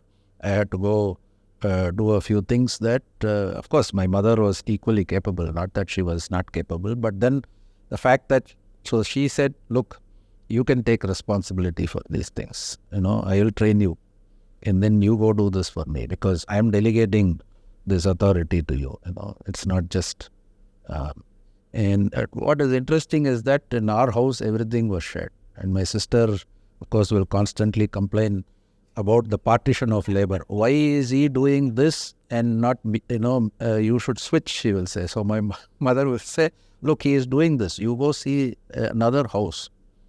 There won't be people doing this.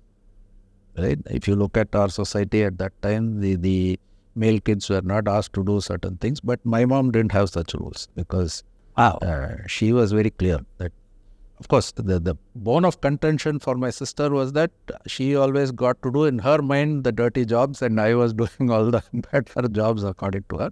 But the fact is, all of us had to do something in the house. So this was it. You talked about women, So this is where I had a larger influence of my mother over several years, and the way she thought was, to help you take responsibility. Beautiful. Right?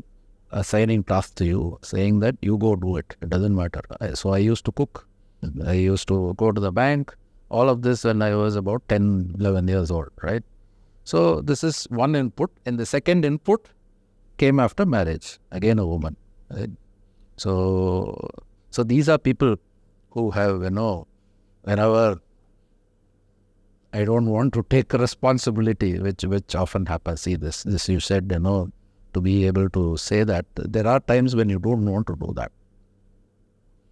So bringing you back into that, that training has happened, one from my mother and the second from my wife. So these are two people who have played a significant role. Of course, my father also. So one great thing, about him is absolute confidence.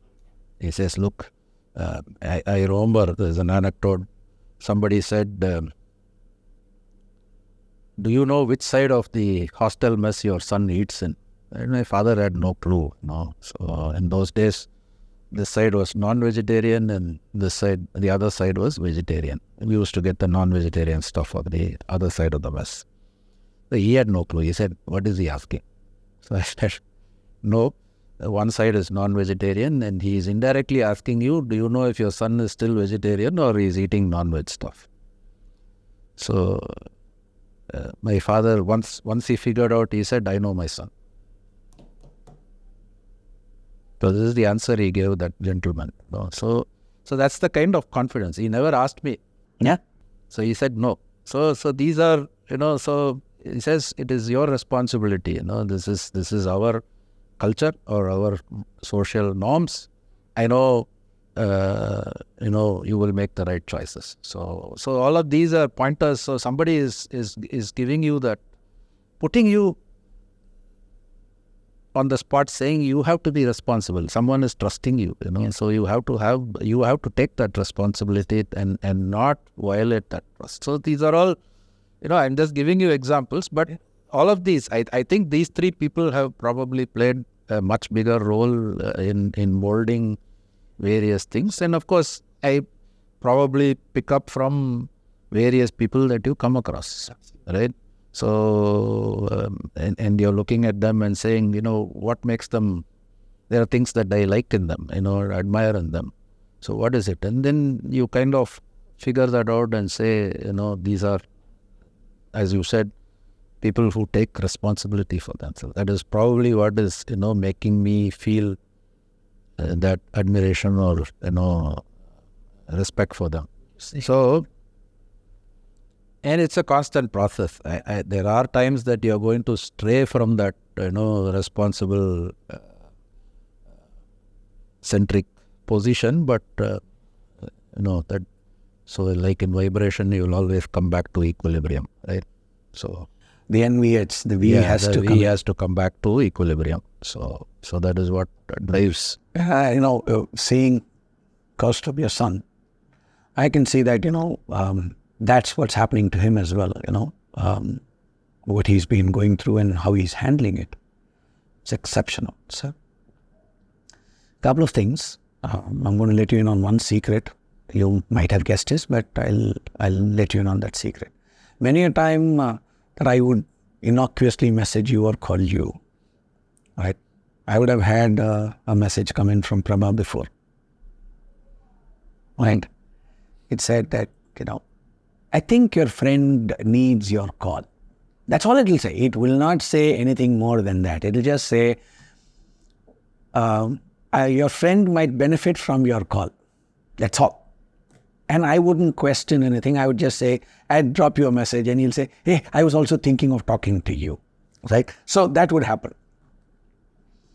I'm going to take this to all the parents out there and to the youngsters out there to convey one very important message from what Mauni said here. Parents, trust your children. If you want your children to be good children, good adults, be a good adult yourself. It's always do as I do, it's never do as I say. Unless the do as I say is something I've learned, and I learned it from my father, where he would actually call me and he'd say, you know what, this is not useful for you, don't do these things. And I look at him, I'm doing all of those things. Exactly why I'm telling you, don't do it. Right? So if you're not being the kind of person that you want your son or daughter to be, call attention to it. And make it safe for your children to come and tell you absolutely anything. Because most parents, they come in the way of their children's lives by jumping and reacting. Sometimes over the top reaction. And then the children, the youngsters, especially when they are in their teens and early 20s, they're still not sorted, right? And the safest place that they can go to is their parents, and they start worrying about going to their parents because of the parents' reactions and how they make everything about how society will react or how people will talk about them. And I'm saying that that's absolutely a waste of time. Right? I'm going to touch upon one of the topics that you and I, we've been speaking about how some students resort to the drastic extreme step. And therefore, I'm telling these parents out there, make it easy for your children to live life with the safety that anything that they are going through, they should be able to come and tell you. Do not judge them, do not react, just listen. Gauri was saying, the most important thing, and I agree, is listen. He was saying 90% listen, 10% summarize. Ask questions, summarize. I agree with that. So I think parents there need to know that they are custodians of the future. And all parents, both of us, anybody who's a parent, they will only want their children to be at a minimum an infinite number of times better than they are. Right? At a minimum. Yes, absolutely. I get the paradox, minimum and infinite. I get the paradox, and I'm saying it. Infinitely, we want our children to be better than us. And yet, we don't tell them that they're better than us, that they can be better than us. And if we can just let them be free and tell them you can do anything that a human being can do, provided you're willing to put in the work that is required. Absolutely. Right? Absolutely. I think it'll become so much simpler, and they will then take on that responsibility. Yes. I think that's what your parents did with you. Yes. Right? I'm going to actually go back to one more aspect of you. I don't know if you recollect this, but I recollect this. I was the cricket captain, 12th standard. And Mauli comes to me one day, and Mauli is a wicket keeper. And Mauli is now a lot slimmer than he used to be when he was in school. Right? Right. And Mauli comes up to me and he says, GS, do you really think I have a chance of being the wicketkeeper in the main team? Do you remember that? You don't. I know. So I looked at him and said, there's another classmate of ours, Murli Narayan, who's much fitter and slimmer and all of that. So I looked at Mauli and I said, Mauli, I really don't see you. Unless Murli gets hurt or he doesn't want to play, I don't see a chance for you to be the regular wicket keeper. And Mauli, matter of fact, I still remember it like yesterday. Matter of fact, okay. Then I will go to the B team and play as the permanent wicket keeper for the B team. Thank you. No remorse, no question of it. I like the unflappability, the pragmatic approach. Practical. Do I have a chance? Yeah, I don't. Thank you. I'll go somewhere else. Yes, exactly. So, because the fact is, I wanted to play. Absolutely. Right? That was the only overriding thing. I didn't want to be sitting there sitting there, and obviously the guy who didn't play had to, do the scoring. Every boundary, everything, you were given that job. So I would rather, this. So as he says, if this was true, I would have been happy because, I will get a chance to play. And this is what I did. I played And for you the went B team, to the B team and then Mr. Williams and Williams and said, I will play for the B team. B team, yes. So, and I did play for the B team and I was very happy that I could play a few matches. Of course, we didn't do too well. But whatever, I got to play the 3 or 4 matches when I was in school, absolutely happy. So the opportunity is more important too. That was more important to me. It didn't matter that I was not in the A team. It didn't really matter to me. Another anecdote that you mentioned, which again underscores the practical aspect of responsibility and to a certain extent not being bothered about what the world is doing, is one thing that you mentioned when you mentioned last week when we were at the beach, that a colleague came and said, you're not putting in your applications for awards, recognition and all of that, and you're just a lazy person, and that you're not doing the work that is required. You're doing great work where you're doing it, but you're lazy when it comes to showcasing your own achievements, right?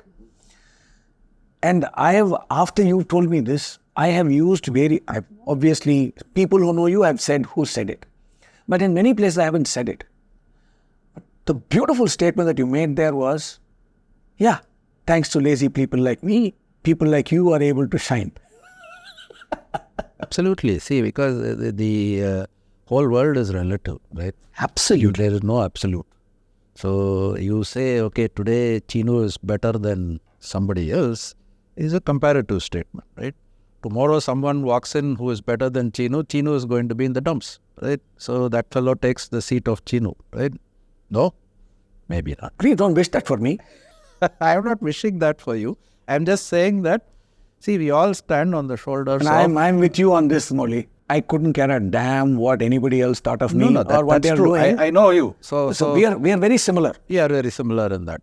So to me, so look, I am in a field where all of us are sitting on the shoulder or standing on the shoulders of giants. I named a few. I said Laplace, Newton, von Karman. These are all giants in the field. We have taken the knowledge we have today is something that has come from them. It's not something, and I have no illusion that I am only adding a small, if you look at these giants, what I am contributing is going to be a drop in that great ocean, right? So if you go with that humility or whatever you want to call that, if you have that at the back of the mind, then everything falls in place. I still want to do, I'm passionate about what I want to do. There are ideas that I want to pursue. There are new things that I want to do. I'll keep doing that. But I'm not looking for any validation, if you want to use that word. It is that. So I personally feel that these awards and every fora that I go to, it's my personal opinion that nobody should apply for these things. It should be a recognition granted from the other side. They say they look around and, data, we are talking about data science. My institute gathers a lot of data of what every faculty does. And similarly, the societies do. I'm sure they can look at the data and say, this year we are going to pick the following guys and then say we are going to honor him. One must not need to apply for that. So absolutely. That is my philosophy. And it's interesting, several colleagues, I'm fortunate that many colleagues in my department have that kind of view also. But to each his own. I'm not trying to be judgmental here. If somebody wants to do this, needs that validation, that's there. But I don't want to be told that, I am categorized as someone who doesn't go after these and doesn't seek validation as a negative thing. That's just me. I agree with you. That's basically it. One of the things that you mentioned, the NPTEL, right?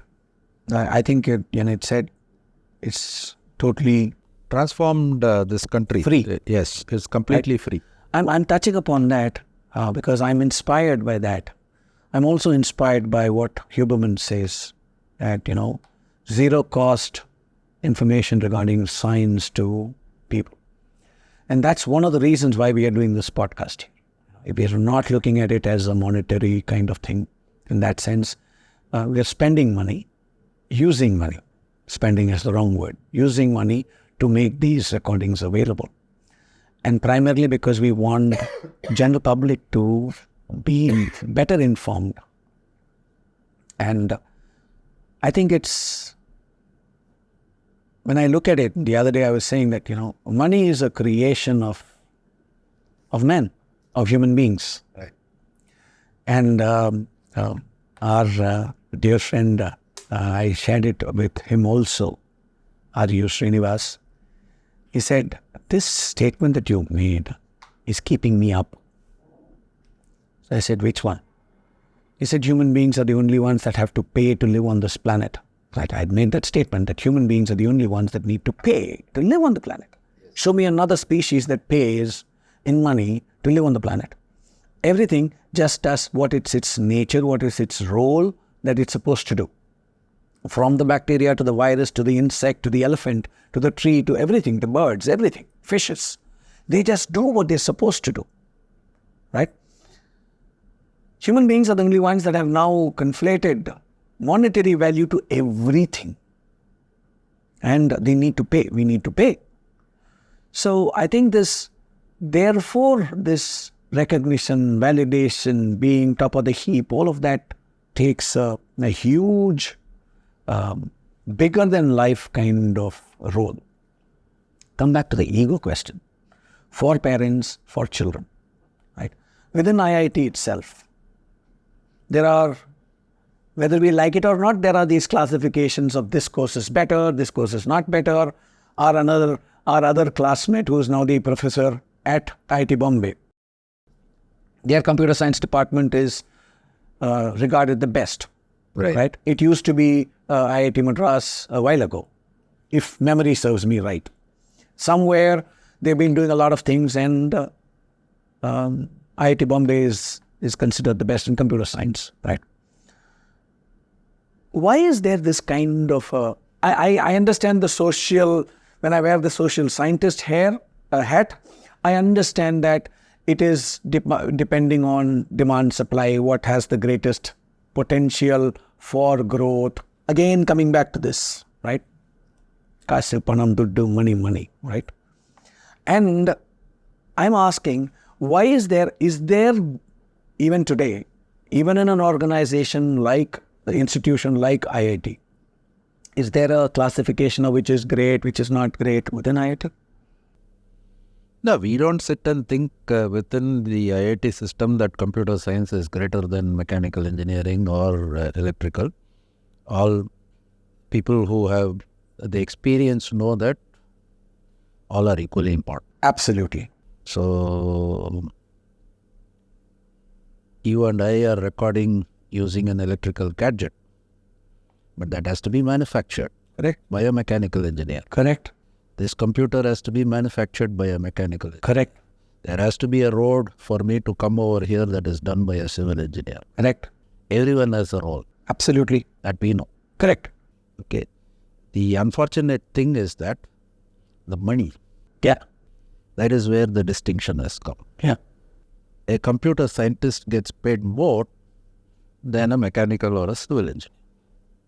Again, is this to do with what is regular tech and what is deep tech kind of differentiation? Is it the what do you call it?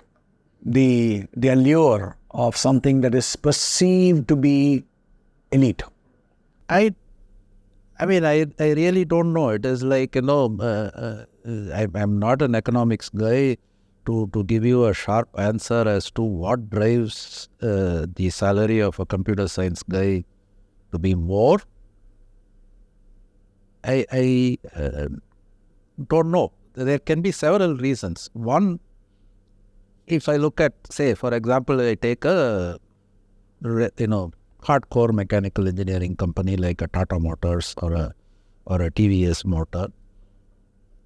There's a lot of investment in terms of a land that they have to buy. They have to set up a factory. They have to put in a lot of money, crores and crores of rupees to set up the facility and then turn around. And you're looking at a product where the profit is not going to be exceedingly high. Yeah. Right? The growth is going to be if they actually touch double digits, they must be, having parties saying that, oh, this year we grew by 10%. That's one of the reasons. As I said, I'm just putting out some reasons for that. So with such a large capital investment and a profit which is not 30%, 40%, some of these IT companies and computer science companies make profits which are in that scale, which it's also possibly a maturity of the industry. Mechanical engineering, civil engineering have been in existence for a lot longer time. So maybe a more mature industry is not giving you the return. So they can't afford to pay or give pay hikes to the level that is possible that may be one reason. It could be a demand supply. Yeah. I told you AI is growing. So that means somebody wants to get into the AI business, and if you want the best brains, I have to go bid and get the best fellows. Right? May not happen with mechanical or civil engineering to that same extent. So there's a lot of factors, but the ranking that you are talking about happens on the outside because of this, primarily, I think, driven by the money that someone makes. Right? Because I have had parents call. I have been part of the placement and internship, cells in the IIT system. So, so there is a certain,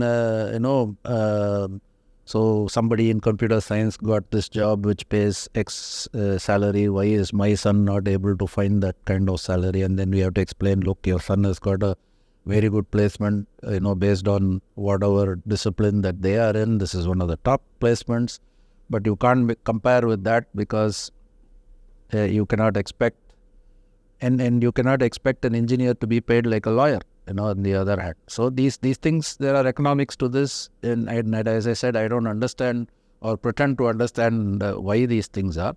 So the hierarchy primarily, I think, comes from not that computer science is more important, therefore students want to do it. It is just that today computer science jobs are paying a lot more than what, and definitely electrical engineering jobs also tend to pay a little better than what the mechanical engineering or civil engineering jobs pay. So therefore it is driven by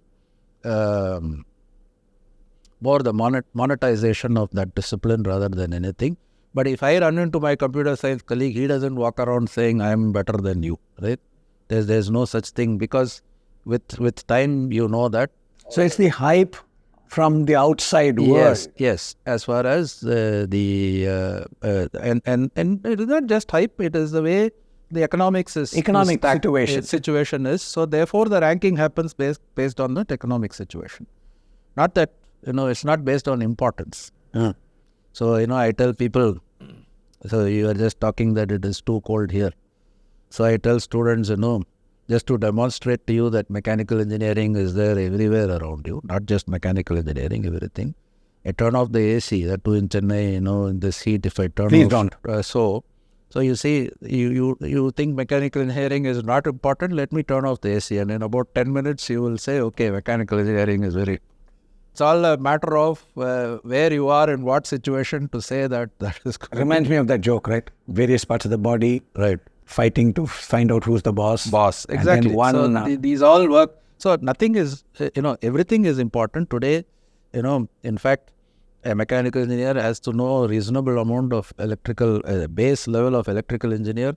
And today the challenge the electronics industry faces in miniaturization is a mechanical engineering, heat. The ability to dissipate heat from small, tiny electronics is what is limiting the progress there, right? So which means they need a mechanical engineer to tell them, how can I dissipate this? How can I make it more? So the evolved electrical engineer will know that a mechanical engineer is important. To make that chip, I am there. You need me, and vice versa, right? For me to, do all the fancy computations that I want to do with my mechanical engineering when I design a car, I want to look at the aerodynamics of flow over that. I want to do this computation rapidly. I need the electronics guy to make me that computer hardware, and I need the computer science guy to write me very efficient software so that I can solve that problem. So it is all interconnected as far as the disciplines are concerned. We all know that, but it is the outside world, of course, hyped by the media, and they come to town whenever these results come out, either the placement or the JEE thing comes, and they start to, put these stories out. But so, which brings me to a very interesting question for you. What is the most interesting project, real life project that you have worked on that has given you immense satisfaction? Okay, there are several, but the one... Yeah, talk about one of them, because I know you can keep talking. No. I'd like you to pick something that's close to your heart and speak about it. So the one that, which is also a long-term project, was my project with Boeing.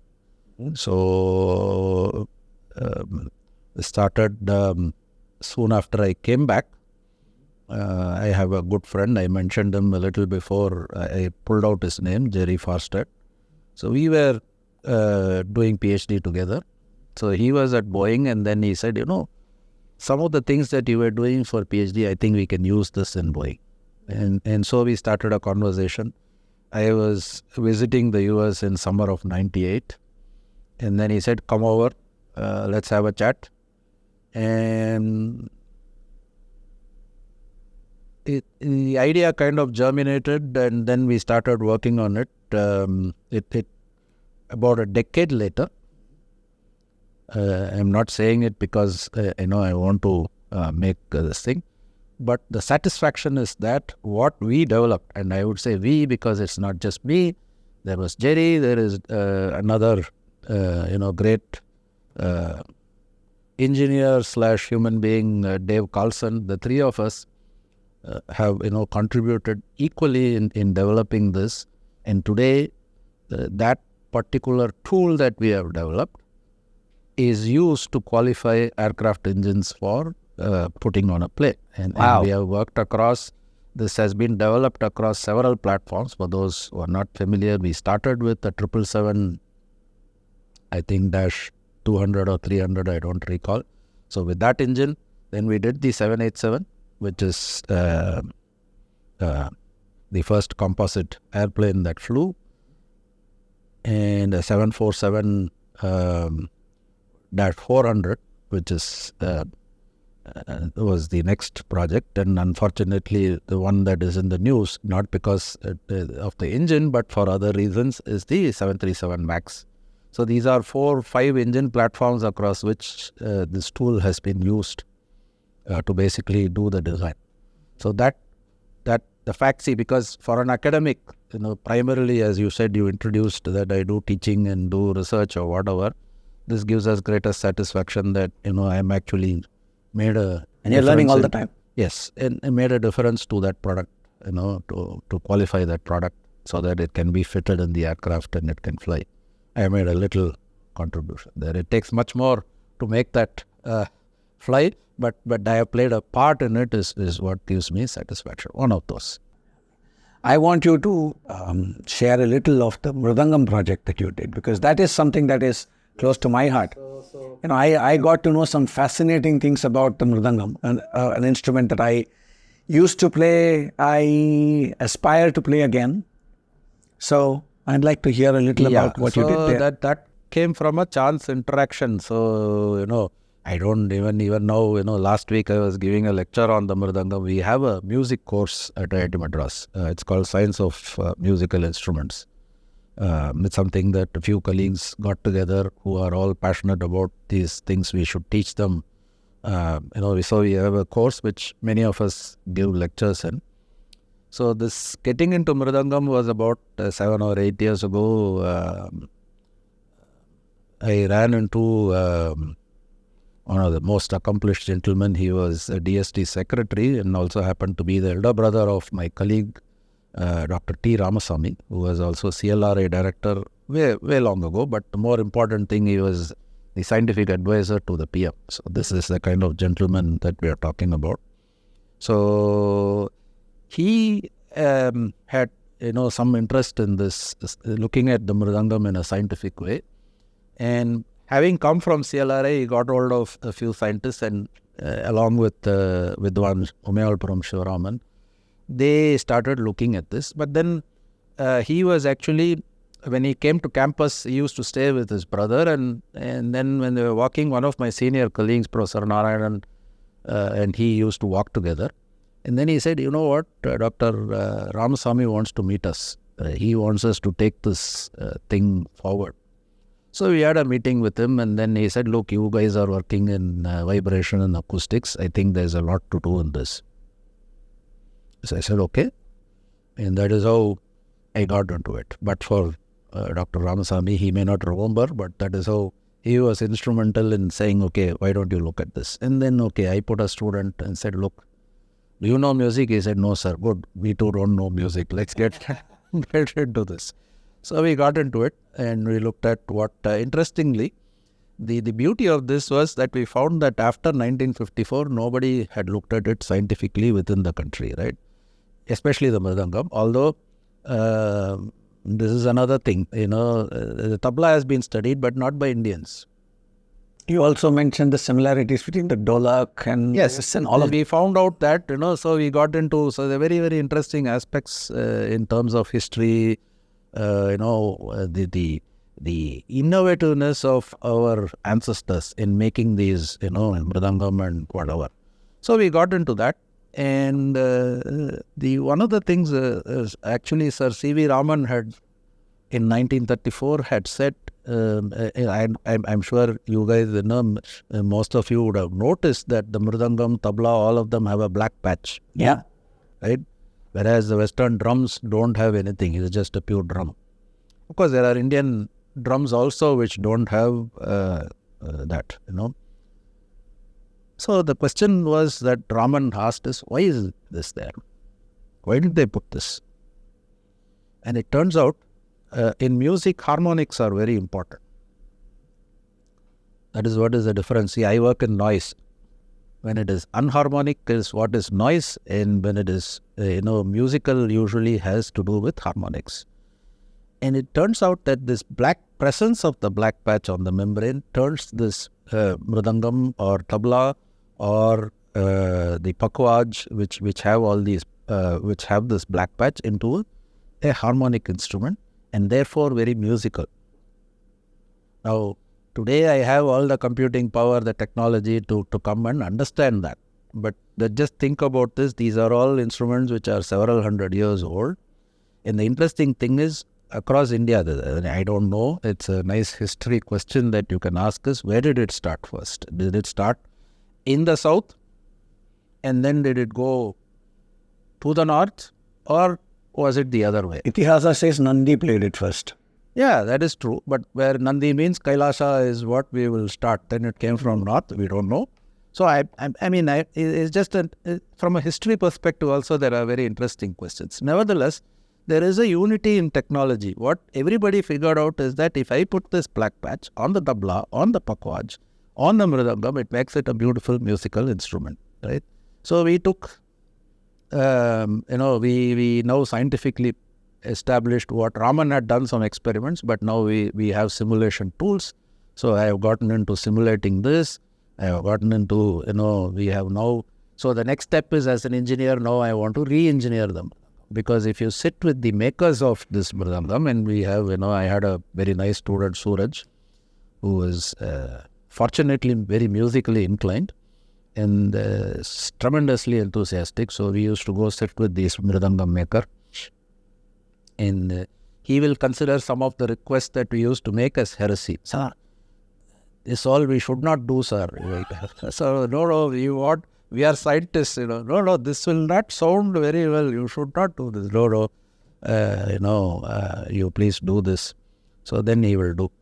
And he used to come and tune it for us, sit in the lab for hours. And then he got involved also. He was very curious. The other thing that you mentioned during this period was that,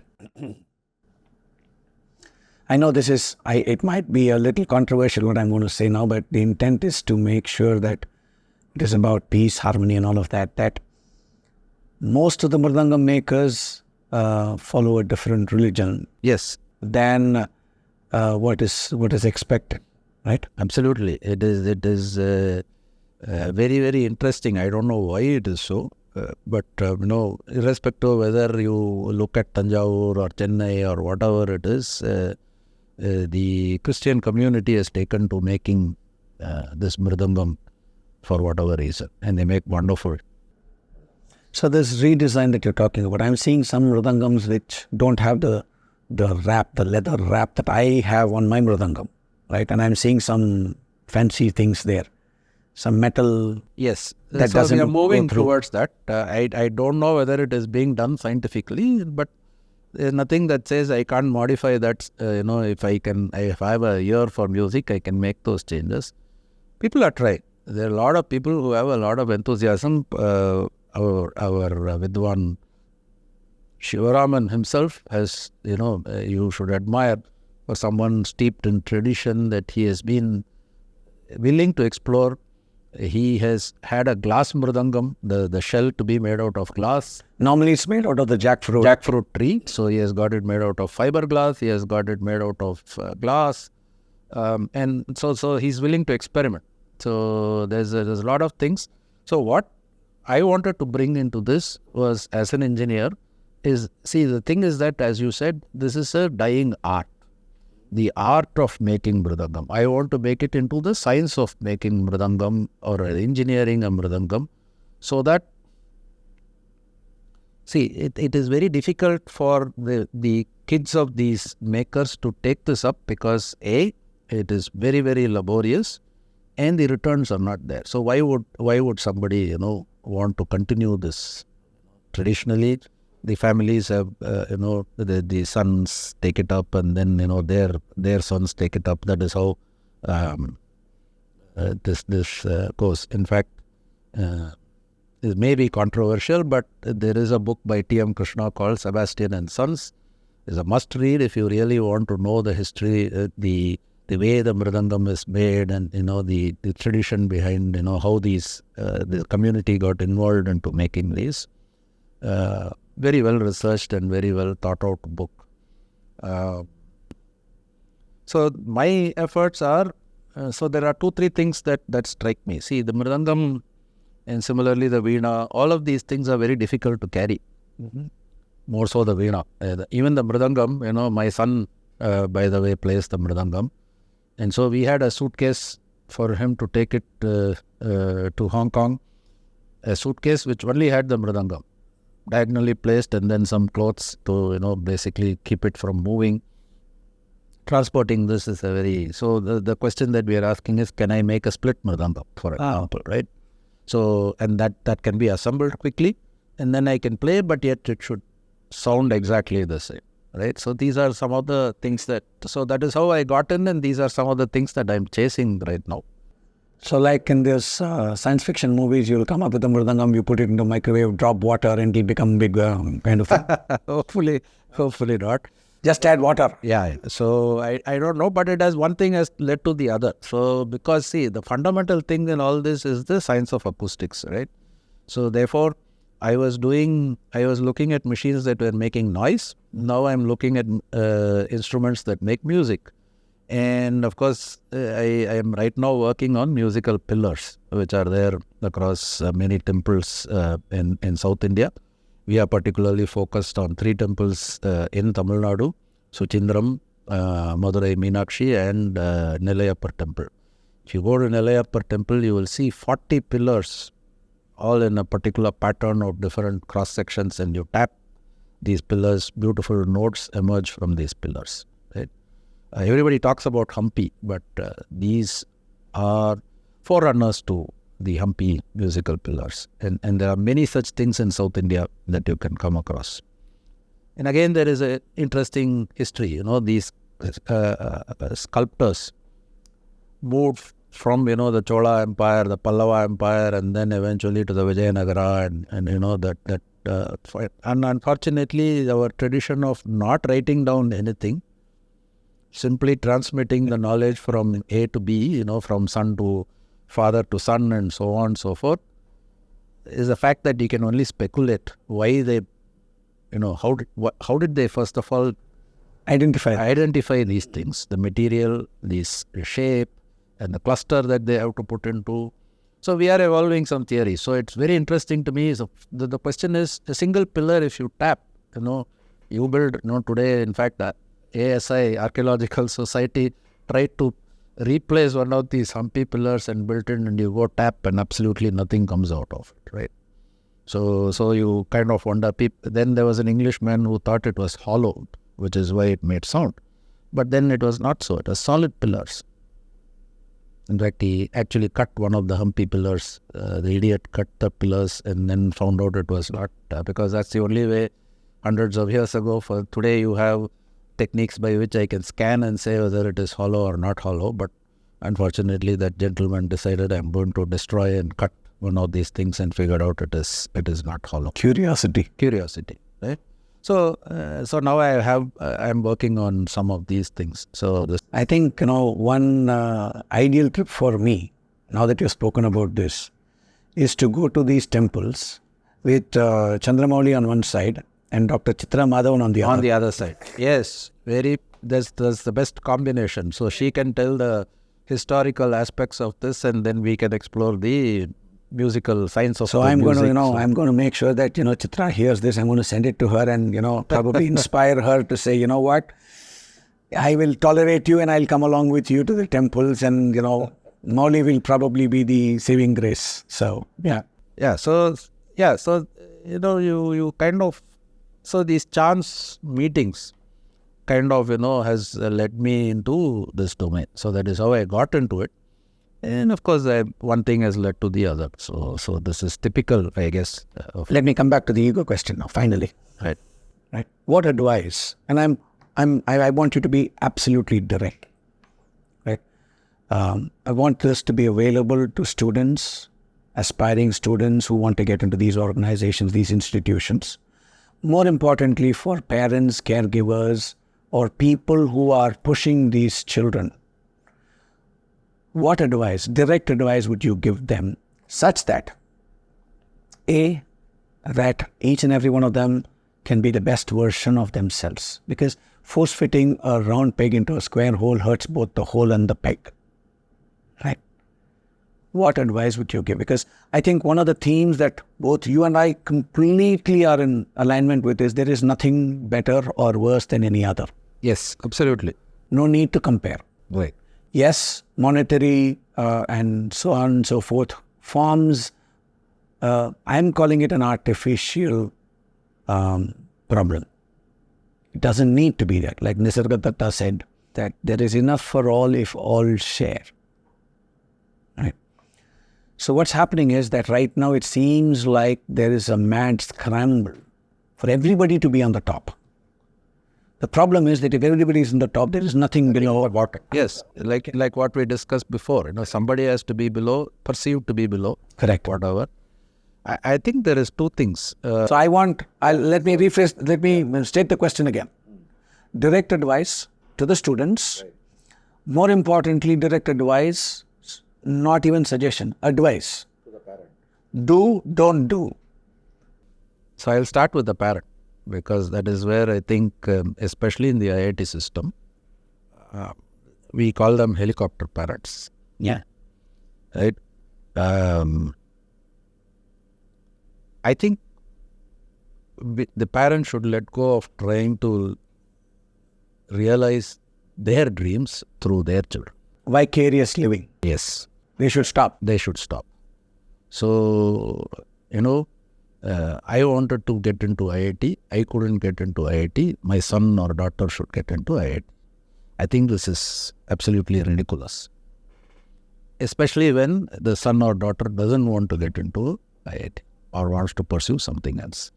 I have had situations where there was a girl who wanted to do law, wound up writing JEE because the parents wanted her to write. And unfortunately for her, and she made it and was pressurized into joining this, and then got into a rut where she says, now I have to pay back. You made me come here. I don't want to be here. And then get into a spiral. So this is something that parents should recognize. Best is to, if your child is inclined and wants to, and feels. And that is where, building the trust with the children and having a conversation and saying, do you really want to go to IIT? Yes or no? Right? And I think, unfortunately, as at the beginning mentioned, there are people now who are putting kids at the 6th standard, 7th standard level where the kid doesn't even know. I'm like, I just can't understand the child is not mature enough to even know. I mean, the next thing they probably want to know is, okay, can I go play with my friend or whatever is at the level when you are in 6th and 8th, and you are making decisions for them, which is what unfortunately is driving the system. Why are you making those decisions? Because it is, for some reason, either it is ego, my colleague's son or daughter is studying at IIT, so I will opt to study. So the lemming mentality, So what's so great? They should ask the question, okay, are all those people who have come through IIT necessarily are the best by whatever? Chandrababu's song. Whatever, are they the best in the world? Chandrababu's song. Yeah. So, true. Right? Are they the best in the world? Not necessary. Yes, some of the IIT products, I would say products, have gone on to do well, right? That's why everybody outside that, right, is about the same chance of an IITian making it big as, my wife used to be upset about the IIM guys, probably because she saw that in her corporate life, So then she said, so I asked her, how does it feel to be married to an IIT? You're quoting I didn't have disaster. the IIM. Fortunately, I was only half as arrogant as that's what she used, the word that was used. So I think it is this, parents have this innate desire, I don't know, the ego, They mean well. They mean well. They think somehow getting into IIT, what I want to burst the bubble is that is not the end of the world. Getting into an IIT does not solve, it doesn't guarantee anything. It requires, after that, hard work forever, right? Absolutely. It doesn't stop anywhere, learning forever. Anything. So anything, right? So it's not just, and then heaven will not fall if the kids don't get into it. There are so many other, I can understand this in my days when, people were either becoming an engineer or a doctor. If you took science, and I think CA was the third one, so there were three. Basically, if you were in science, it was either engineer or doctor, or if you were not in science, then it was essential. I wanted to be a chef. Today, there is it is a lot easier to go and tell that and become a chef than it was, I think, in the 80s when we graduated from school. I think it's also a question of the socio-economic, cultural. Things have changed. Yes, a lot of things have changed. This country has, changed tremendously in the last 40 years.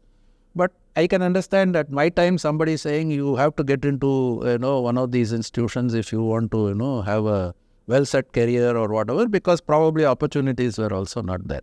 Today, it doesn't make sense at all. There are thousands of avenues.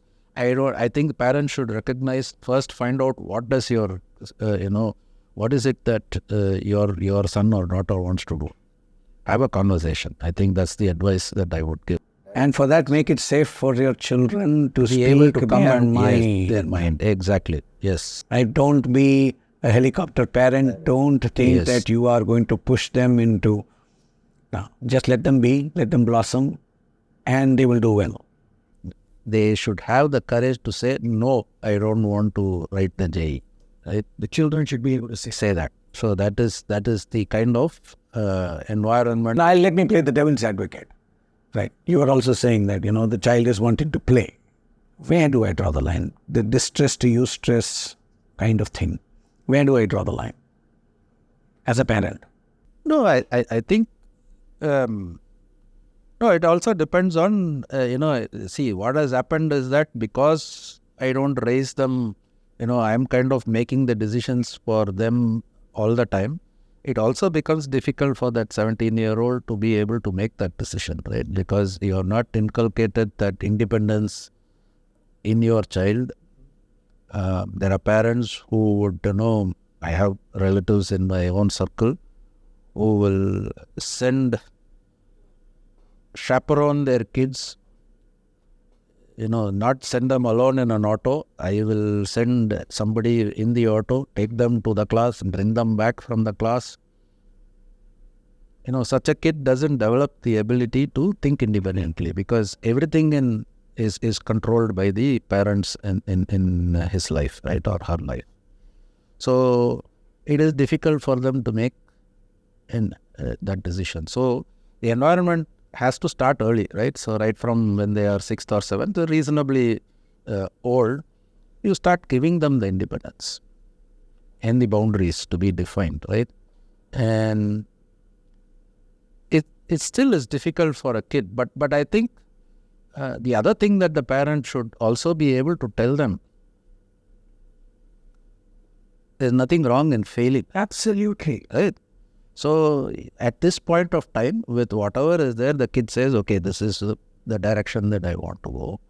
But it can be reversed. There's nothing like, okay, 3 years down the line. So in fact, one of my, I remember visiting my wife's cousin, and she was saying, the next door fellow, after doing 4 years of engineering, today he is doing visual communication. Can you believe that? I said, I'm actually quite happy that the fellow realized after doing 4 years of engineering, that's not what he wants to do. Yeah. Beautiful. And he has now discovered in that 4 years that visual communication is what he wants to get into. Beautiful. There is no wastage. There's, people say, I have lost 2 years. There's no loss. Life is too long, There's only... So look at the experience that he used that 4 years to understand that is not what he wants to do. And he had the courage to say, see, there are many people who can't get out of this. You will probably see, in the corporate world, people who will sit there and say, oh, I should have probably done that. Why not?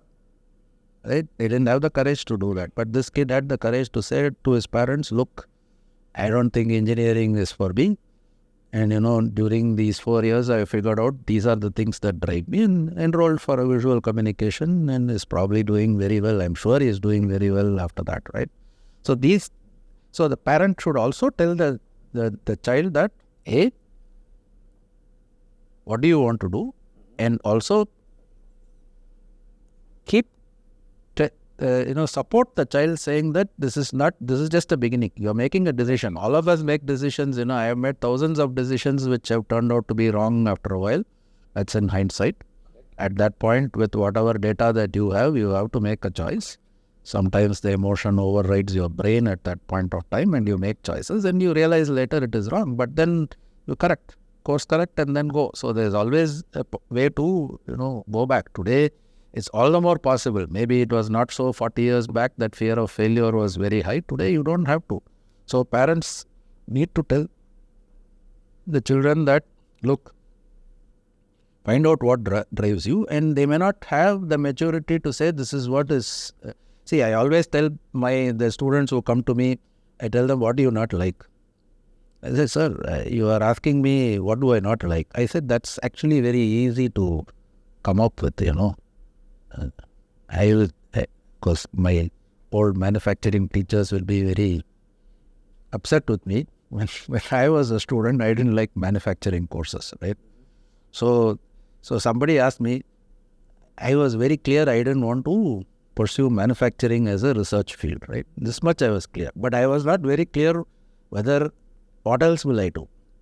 All the other options seemed equally okay to me.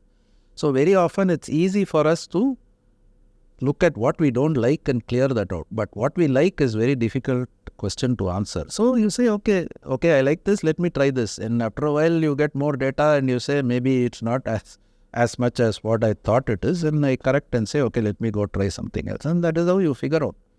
In fact, if you look at some of the most interesting people in the world have, kind of a tortuous path to where they are. You're talking to one of them now. Yeah, I mean, GS is CA. After that, I need multiple things, and this then, is my fifth. So in that sense, I'm a boring guy. You are far from boring. No. In that sense, if you look at the career thing, I have been very focused and stayed put in one thing all the time. Need not be, because I was just looking at yesterday. I was looking at a profile. One of the researchers who is coming to us as a neurosurgeon, English literature. His first qualification was English literature. Then he somehow developed an interest in biology and then said, let me start something in biology. One thing led to the other. Today is a neurosurgeon. Right? See, this is what in the US... Apparently, family astrologer told my parents that I'd be a neurosurgeon. And they pushed me into biology, right? And the one subject that I did not like was biology. Anyway, so I think one of the things which I liked about the US was that one has the freedom, to make those mistakes, figure out what they want to do. The children are empowered to make that decision, So I remember I was a TA in one of these courses. This guy was saying, so he was in mechanical engineering. So I said, how did you arrive at mechanical engineering? No, I just used to, pull aside, my dad gave me a second-hand car. I started pulling out and, fiddling with the transmission, fiddling with the engine and stuff like that. So I thought, you know what, it's very hard. It's not, that I found out that's a lot easier, but trying to design that engine and transmission and all that is very challenging. Then I said, okay. But then I figured out, okay. So after a while, I was his TA and then we were having this conversation in the canteen we met. Then a year later, I said, where are you? Now I am in aerospace engineering. So I said, wow. So I thought maybe I'll give it a shot in aerospace. He said, man, it's very hard. And 6 months later, I saw him. He says, I'm training to be a pilot. I figured out that is what I want to do. So they're going through that cycle. So the beauty in the US is that, you may say parents are letting go of their kids at 18 and say the world is yours, go away. But that freedom is given. Yeah. And the message that is given to them is, look, you go figure out what you want to do. You will fail. You will have, but ultimately everybody sorts themselves out. What they sort themselves out into is their own thing, right? So I think that, so they need not be paranoid about everybody. I think will turn out to be what they want to be, right? So I don't think there is eventually they will all do what they want to do. But we have to give them the space to figure that out. They may not know that when they are 17. They may get into it. I got into it without knowing, to be honest. So somebody asked, how did you get into mechanical engineering? Because that's what my rank got me, right? So that's it. But then you get into it, you immerse, and then after about 4 or 5 years, I said, you know what, I like this. And then there is a focus that comes in and says, no, I'm going to be a focused mechanical engineer, right? So then I've continued that. Now, there are a lot of friends of mine who said, this is not what I want to be, and strayed away from this, right? So all these things have happened. So, and possibly 90% of them have strayed away from mechanical engineering, and only about 10% of us are still doing mechanical engineering. So I think if they look at, and if the parents look at themselves, and if they don't need to look far, because as you said, if you look at yourself and where you are to what you got trained initially with, then they would pass on that message to the children, right? That is the message that they need to give the children. There's no right or wrong. Yes. Allow people to blossom at their pace in something that really gets their juices flowing. Right. And nothing is the end of the world. Yes. Except the end of the world. Yes. And we don't know when that's going to happen. So therefore, we will live on hope. And we will say that this is what it is. One very interesting thing that you once on our beach walk, you mentioned to me, was that when you look for your masters or especially for your PhD students whom you're going to be guiding, you look primarily for their value systems, their commitment and discipline, right? And I was like, I did a double take and I said, very interesting, because that's also something that I'm very particular about. That when I'm looking at somebody, there has to be a value connect. Is this person willing to do the work Are they willing to be honest with me? Will they tell me the truth as it happens? Right? And therefore, a question I'd ask myself is, who should I be such that this person feels safe to tell me the truth? Because most times people lie because they're afraid. So they're afraid of the consequences and the person, how they would react. Right? Your statement was, I look for values and ethics in all the students that I take on. I know what you said, but I want you to say why you said it, because I heard it, I was just, wow. See, that especially for a PhD student, it's a very, very tough journey doing a PhD. It's probably one of the most difficult things in academics that you can do. I'm sure there are other things which are equally difficult. Why? Because you are starting with something where you don't know what you're seeking. There is some prior knowledge, and then you are on a journey into the unknown. So there are going to be periods where nothing will move. You're making no progress. You're probably regressing, coming down a few steps before you move. So you need more than having a great knowledge of the subject matter. What is important is the kind of person you are. Your value system will build. Ethics is important because,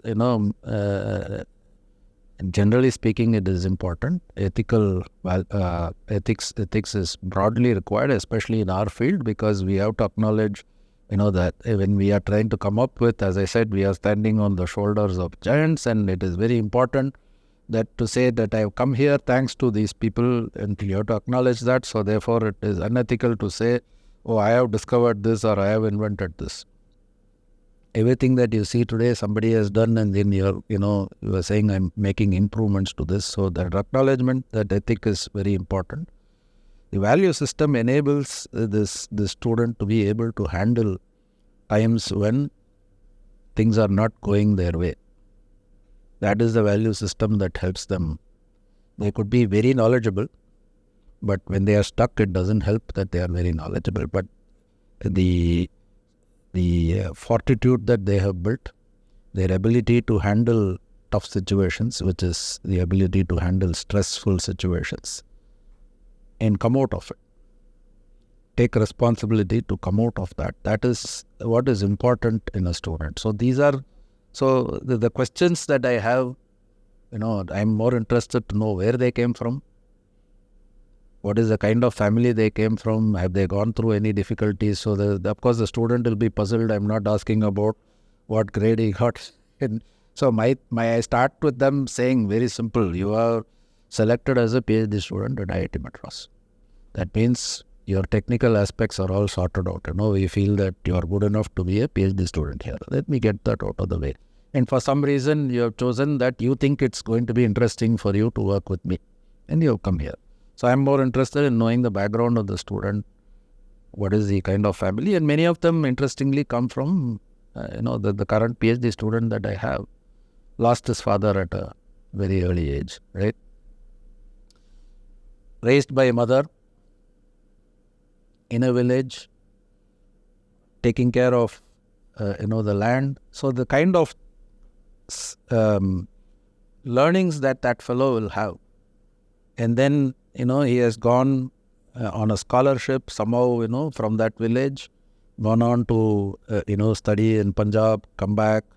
And then he says, no, I want to pursue a PhD. I want to, go back and do certain things in this. So in this conversation, these are things that come out. So then I say, okay, this is the kind of student that I want to have, right? Because they can handle, they have seen adversity in life. Not everything has been a bed of roses for them. They have overcome adversity in life. They have a very strong value system. For him, his village, his mom, everything is extremely important. And he has not forgotten that. In fact, it's very amazing that he is now giving back. He has started some of these things where he goes. He has created these teaching centers through which he is, doing a lot of things. So this is the kind of guy that I want as a PhD student, right? So I can train him.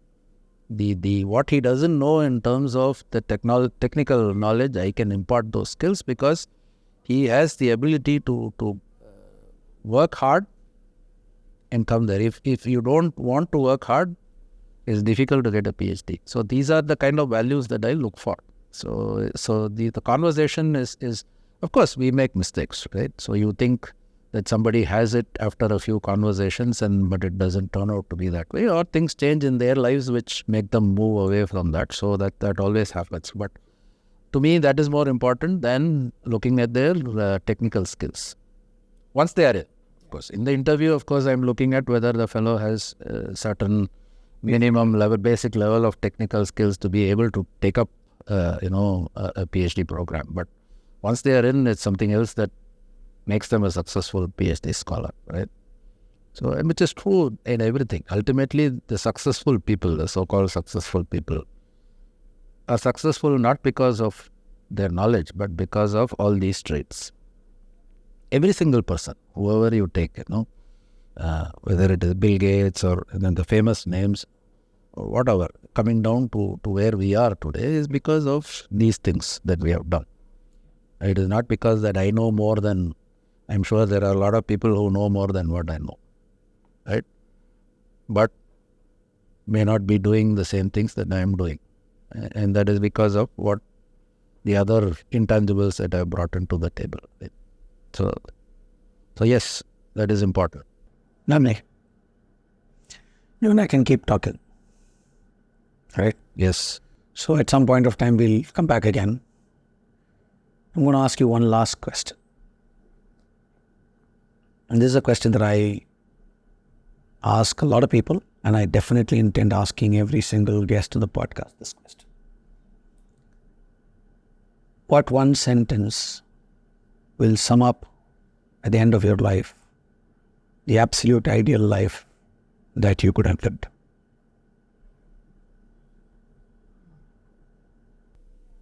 Good question. One sentence that would encompass the most ideal life that you could have lived.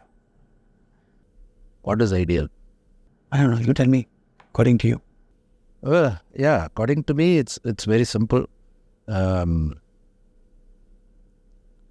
look at, or rather, what gives me satisfaction is how many lives I've been able to touch in some way or the other, right?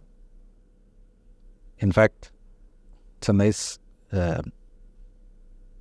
So somebody said, see, in our domain, we go by these metrics saying how many papers have I published, how many patents have I generated. I said, you know what?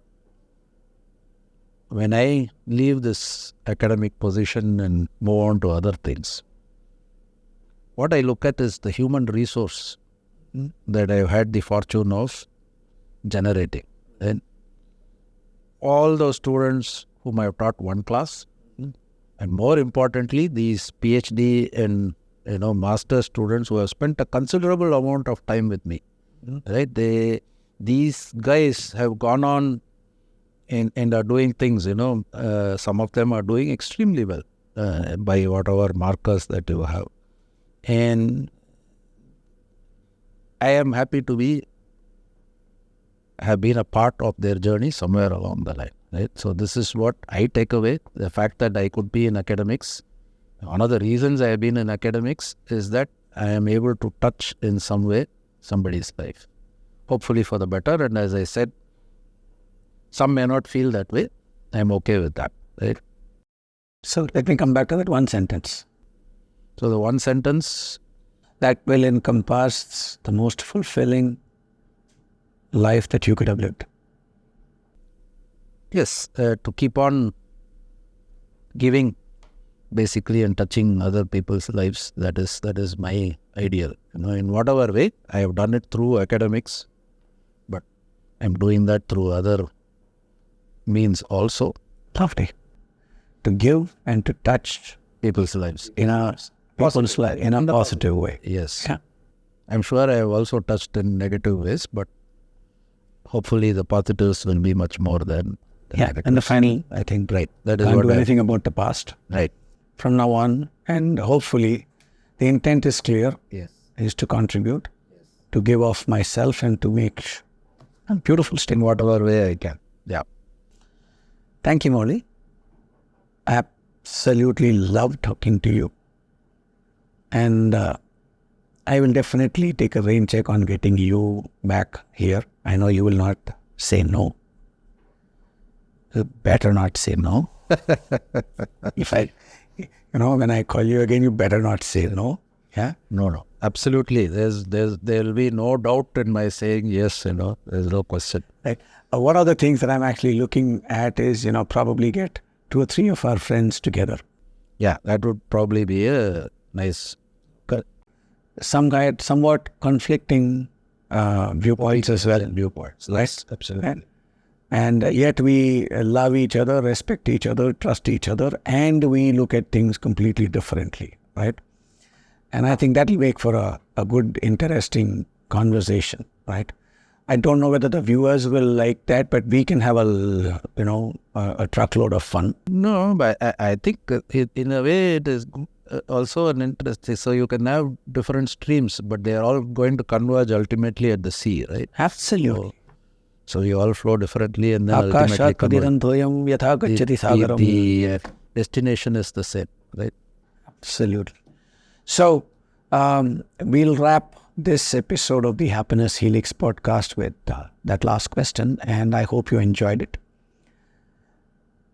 Kindly share it with others, and do me a favor, just share it at least one person whom you think will benefit. One student or one set of parents, caregivers, school teachers who might benefit from hearing very sage wisdom that Professor Chandramouli has shared. And the intent, as always, is to make the lives of all of those who listen to this, who watch this, a teensy-weensy bit better because we have shared it. It's not being done commercially at all, and I hope it's never done commercially. And I request you to subscribe on whichever platform you're listening to this. Kindly feel free to share it. And as always, what I've learned from my coach, my mentor, Kichu Krishnan, there's no copyright, just copy it right. Use whatever you've heard here to make the lives of those people who are in touch with you a little better. Thank you very much. Keep smiling, stay happy, stay safe, and just be. Thank you.